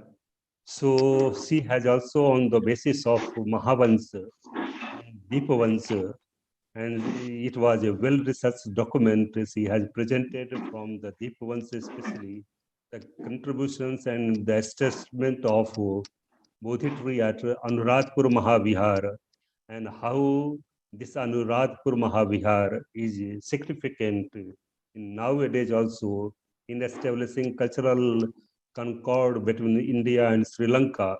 So on behalf of Mahabodhi Society of India, as well as Anagarik Dharmapal International Institute of Pali and Buddhist Studies, we are paying our deep sense of gratitude to Ms. Ranjani Malvi Pitara. We are also thankful to our last speaker, Dr. Niki Chaturvedi, Associate Professor, Department of History, University of Rajasthan. So she has also accepted our invitations, and she has agreed upon within a very few days. So on behalf of Mahabodhi Society of India, as well as Anagarik Dharmapal International Institute of Pali and Buddhist Studies, as well as United International Bhikkhuni Sangha, we are paying deep sense of gratitude to our Dr. Niki Chaturvedi. We are also thankful to our most honorable President of this session, as well as Trustee of Mahabodhi Society of India and Vice President of Mahabodhi Society of India, Dr. Mahendra Singh Ji, for presiding over this session and sharing his thoughts related with the theory and how the cultural link between India and Sri Lanka is still significant nowadays also. So on behalf of Mahabodhi Society of India, Anagarik Dharmapal, Institute of Pali and Buddhist Studies, and United International Bhikkhuni Sangha, we are thankful to our most honorable Mahendra Singh Ji, Dr. Mahendra Singh Ji. We are also thankful to Honorable Dr. Kiran Lamaji, who is General Secretary of Jajo Indo-Ocean Nipponji, Bodh Gaya, for conducting this webinar in a very successful manner. Lastly, we are very much thankful to all our joint secretaries of Mahabodhi Society of India, most venerable our Medhankar Theroji, as well as most venerable Sumitanand Theroji, for sharing their presence in this United International webinar on the significance. We have observed that both of them are observing this webinar.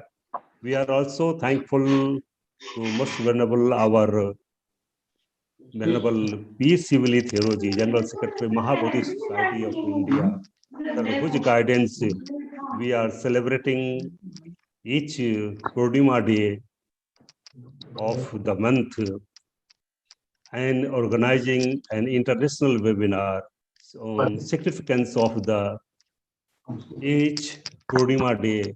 And in this sense, we are making that how cultural heritage which was established at the time of King Ashoka in Sri Lanka through Mahindra and Sanghamitra Theri, still we are making a cultural concord and we are making a cultural history between them. And India and Sri Lanka, both these countries are very much significant in making a heritage of our Buddhist heritage as well as cultural heritage. And both of countries are really interested that how our friendship can be made in a united front and how we can contribute for the sake of the humanity also. So we are very much thankful to Most Venerable our P. Sivali Theroji for giving guidance for organizing this international webinar on each Purnima day of the month. We are also thankful to our Administrative Secretary of Mahabodhi Society of India, Mr. Ranadhesh Chaudhary, for giving all sectorial assistance in organizing this international webinar, sending emails to all our speakers, venerable speakers, making all the, you can say, flyers of the seminar, as well as making contacts with the publishers and other things. So on behalf of this organizing committee of international webinar, Mahabodhi Society of India, International Anagarika Dharmapal International Institute, we are very much thankful to Mr. Ranadhesh Chaudhary ji also. So last but not least, to all the listeners, most venerable monks and nuns, the observers, upasak and upasikas, and Dhamma friends who are observing, and those who have made it possible as a success international webinar. I have seen that more than 100 observers were observing this international. So on behalf of this international webinar, Mahabodhi Society of India, Anagarika Dharmapal International Institute of Pali and Buddhist Studies, and United Bhikkhuni Sangha International, we are thankful to all our international Mahasangha, most venerable monks, nuns, and upasikas. Thank you to all for making it a grand success. Thank you very much. And on behalf of everyone linked right now, I wish to convey their sincere thanks and gratitude to Professor Vimalandra Kumarji for your sincere coordination, supervision in organizing, in presenting this international seminar today on this auspicious full moon day. Thank you so much. I would now invite Venerable Bhikkhuni Liu Phap Vijita Dhammaji from Vietnam and Venerable Bhikkhuni Santini Thero from Indonesia to please conclude this webinar with a special chant.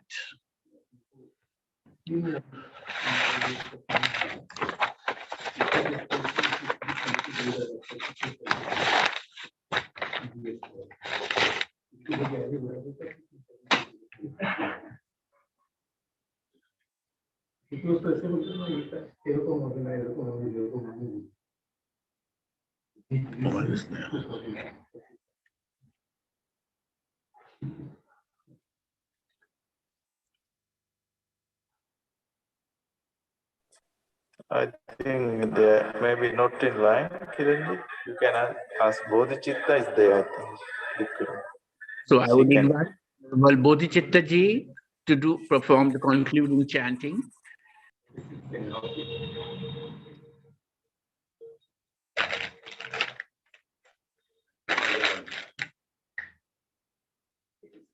Venerable Santhani is also there.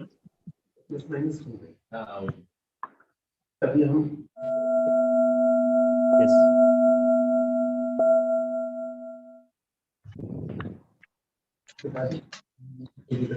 Namo tassa bhagavato arahato samma sambuddhassa.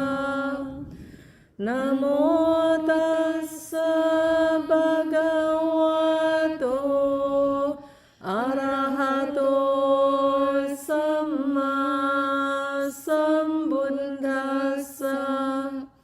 Namo tassa bhagavato arahato samma sambuddhassa.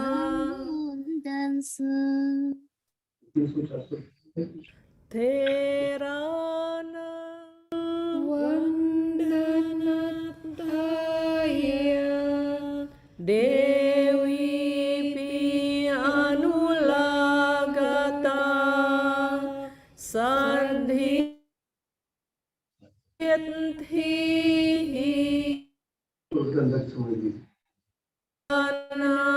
Dhamma desanang taya cittam pasadaya dutiyang palamajjaga tadasa anula dewi ahuakama pambacitung sadhing pancasatiyantihi idamahamahirapating Ancewa pambajissama sace ichasi bhumipa sutawana tassa wacanang raja terang awocaso Bhante pi anula dewi ichamana pambajitung saha pancasatiyantihi pambajetha idaniwo Nakampatiya Maharaja Pambajetung Thiyohino Atalip Puttas Bhikkhuni Mekhanithaka Sanghamitra dinamena pakata sabahusuta aganchattu tipesehi ranyono apitu santikang Pambajissati Theri agata irthiyo ima mahabodhinca therinca anapetung mahipati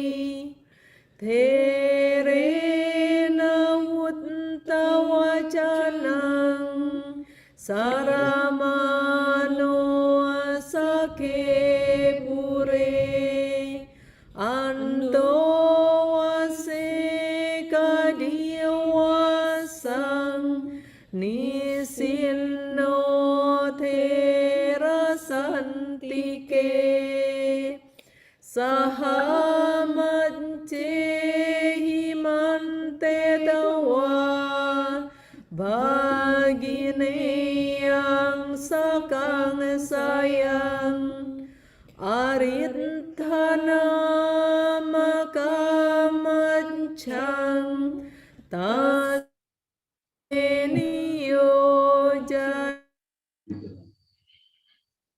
Tadatu Anula Dewi Pancakanya Satehica Ante Purika Ithihi Sandhing Panca Satehica Dasasilang samadaya kasaya wasana suci pambanja pengkini sekha pekhantia teriagamang. Sadhu, sadhu, sadhu.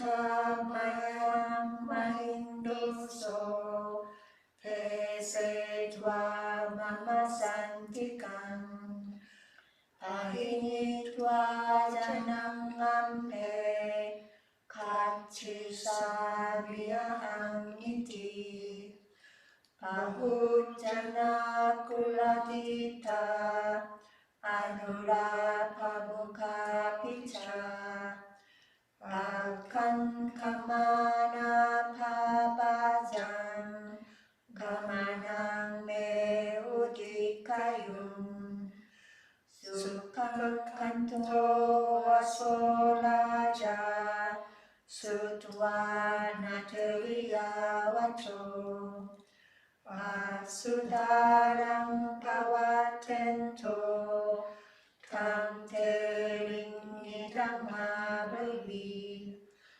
Mahindo Ammaputo me Nataso Sumano Piwa Ohaya Idamam Hemam Chinnahatang Akaviya Pasanta Samukam Aja Tawasoko Pasamati Idampi tuang amma apasanto katangaham sokam vinodai sami puttanata viyogajam agantum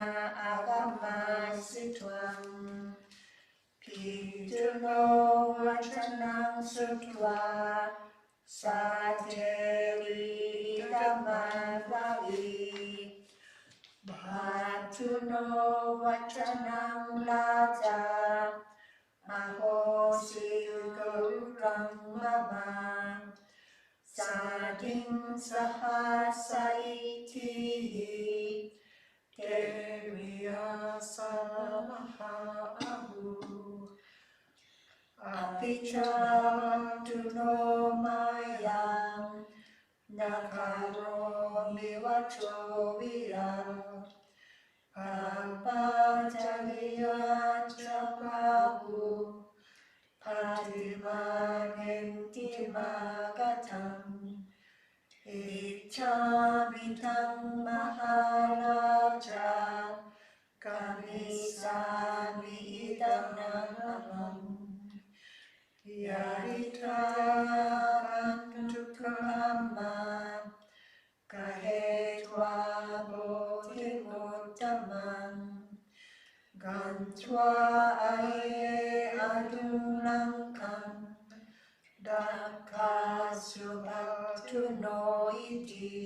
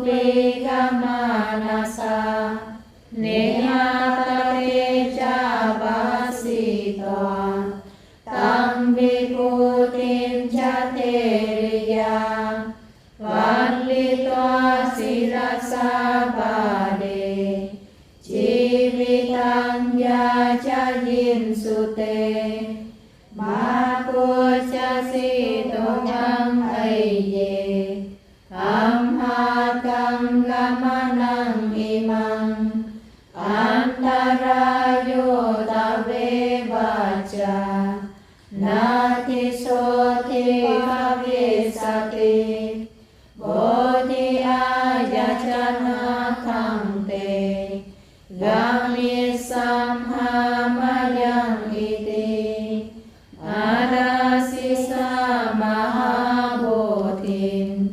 Naganam Pusitum Tada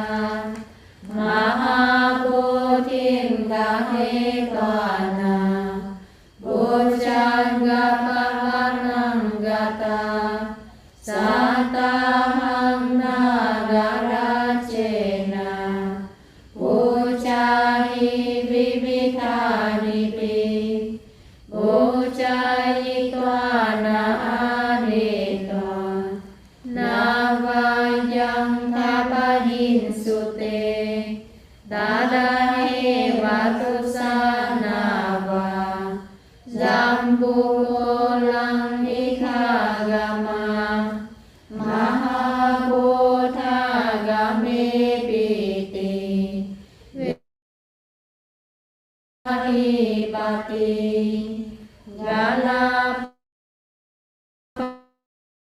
Galapamanam Salilam Vigahe Tva Suvigaho Okipitva Mahabodhim Uttamange Sigram Hiso Habetva Sabapujaya Uttaritva Samudrato Sole Sehi Kuleheva Habetva Mandape Suke Nivasa Nibiti Neva Samudra Satiregato Nivase Tvanam Kindo Lankarachena Pujayi Mahabodhim Minathasa Lankapuvadane Sukhe Sadhammadashaputetu Ite Acariyehipi Tadasa Anula Devi Panchakanya Satehipi Ante Purika Itihi Satin Panchasatehiva Santike Papachitwana Sanghamitra Theriya Saheva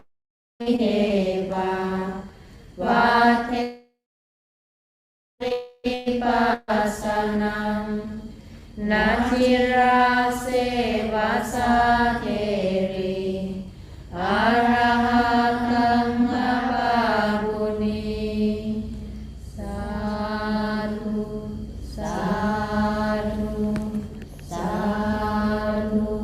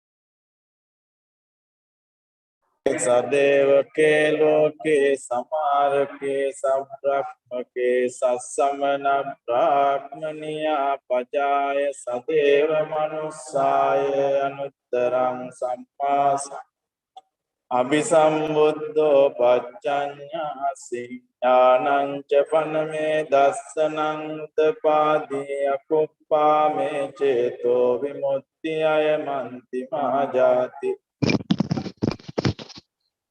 इदम वोच भगवात् मना पंच वाक्या भिक्खु भगवतो भासितं इमस्मिन् च पनवेय्याकरणस्मिन् पञ्जमाने आयस्मतो पुण्डन्यस्य विरजं वीतमलं धम्मचक्कुम् यं किञ्चि समुदय धम्मं सम्पन्तं निरोध धम्मन्ति पवर्तिते च पन भगवता धम्मचक्के भूमा देवा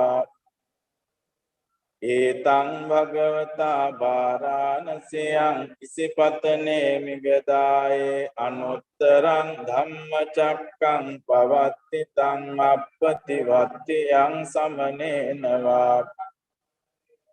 देवेन वा मारेण वा ब्रह्मणा वा केनचिवा लोकस्मिन्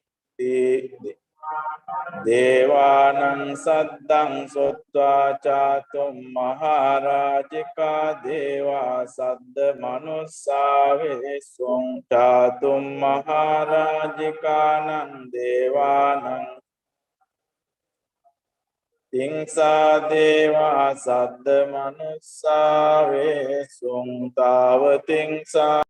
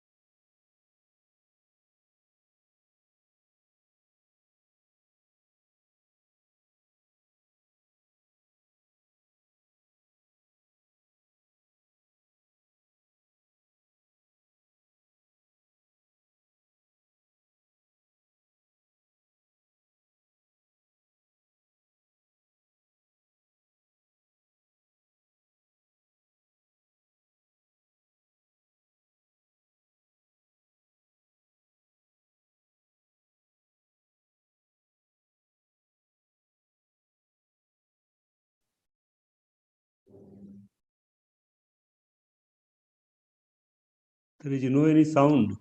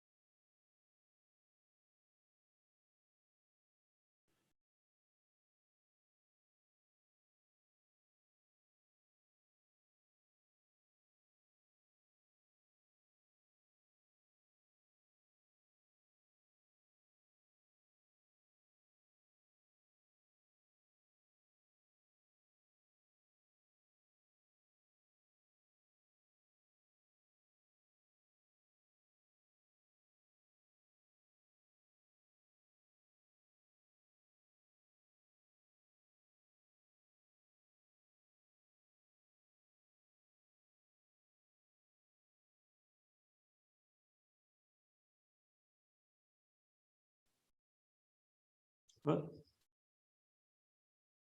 इसको बंद कर दीजिए, वो लाइव स्ट्रीम।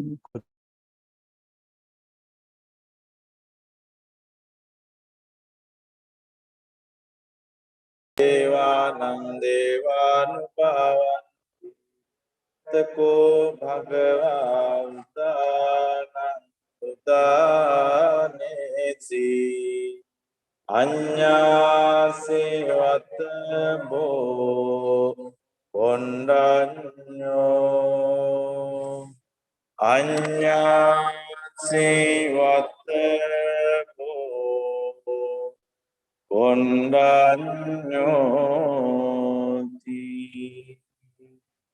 इति हिदं आया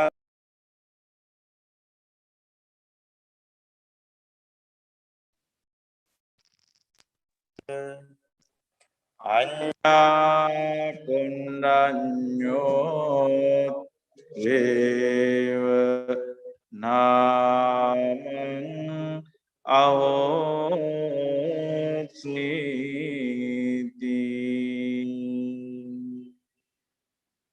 करणीय मत्त कुशलेन अन्तं सन्तं पदं अभिसमेच्च सक्को उजुच सुजुच सुवचो चस्स मुदुअन संतुस्सको च सुबरो च अपकिच्चो च सल्लौक उत्ति सन्तेन्द्रियो च निपको च अपगब्बो कुलेषु नच कुद्दं समाचरे किंचेन विඤ्ඤो परे उपवदेयुं सुखिनो वाक्ये मिनोन्तु सब्बे सत्ता भवन्तु सुखितत्ता ये केचिपान वरावा अनवशेषा दीगावा ये महन्तावा मज्जिमारस्य कानुकतूला दिट्टावा ये मद्दिट्टाये च दूरे वसन्ति अविदूरे भूतावा सब्बे सत्ता भवन्तु सुखितत्ता न परो परं निकुब्बेत नाति मन्येत कत्तचिन् कञ्चियारोसना पटिग संज्ञा दुःखमिच्चेय माता यथा नियं पुत्तं आयुषा एक पुत्तमनुरक्षे एवंपि सर्वभूतेषु मानसंभावये अपरि मेत्ताञ्च सर्वलोकस्मिन् मानसंभावये अपरिमाणं मुद्दं अदोच तिर्यञ्च असंबाधं अवेरम् तिट्ठं चरं निसिन्नो वासयानो वायावतस्य विगतमिद्दो एतं सतिं अदित्यय ब्रह्ममेतं विदमावो दिट्ठिं च अनुपगम्य शीलवादस्सनेन सम्पन्नो कामेषु नैजातु गब्बसेयं पुनरेति सब्बीतियो विभज्यन्तु सब्बरोगो विनश्यतु माते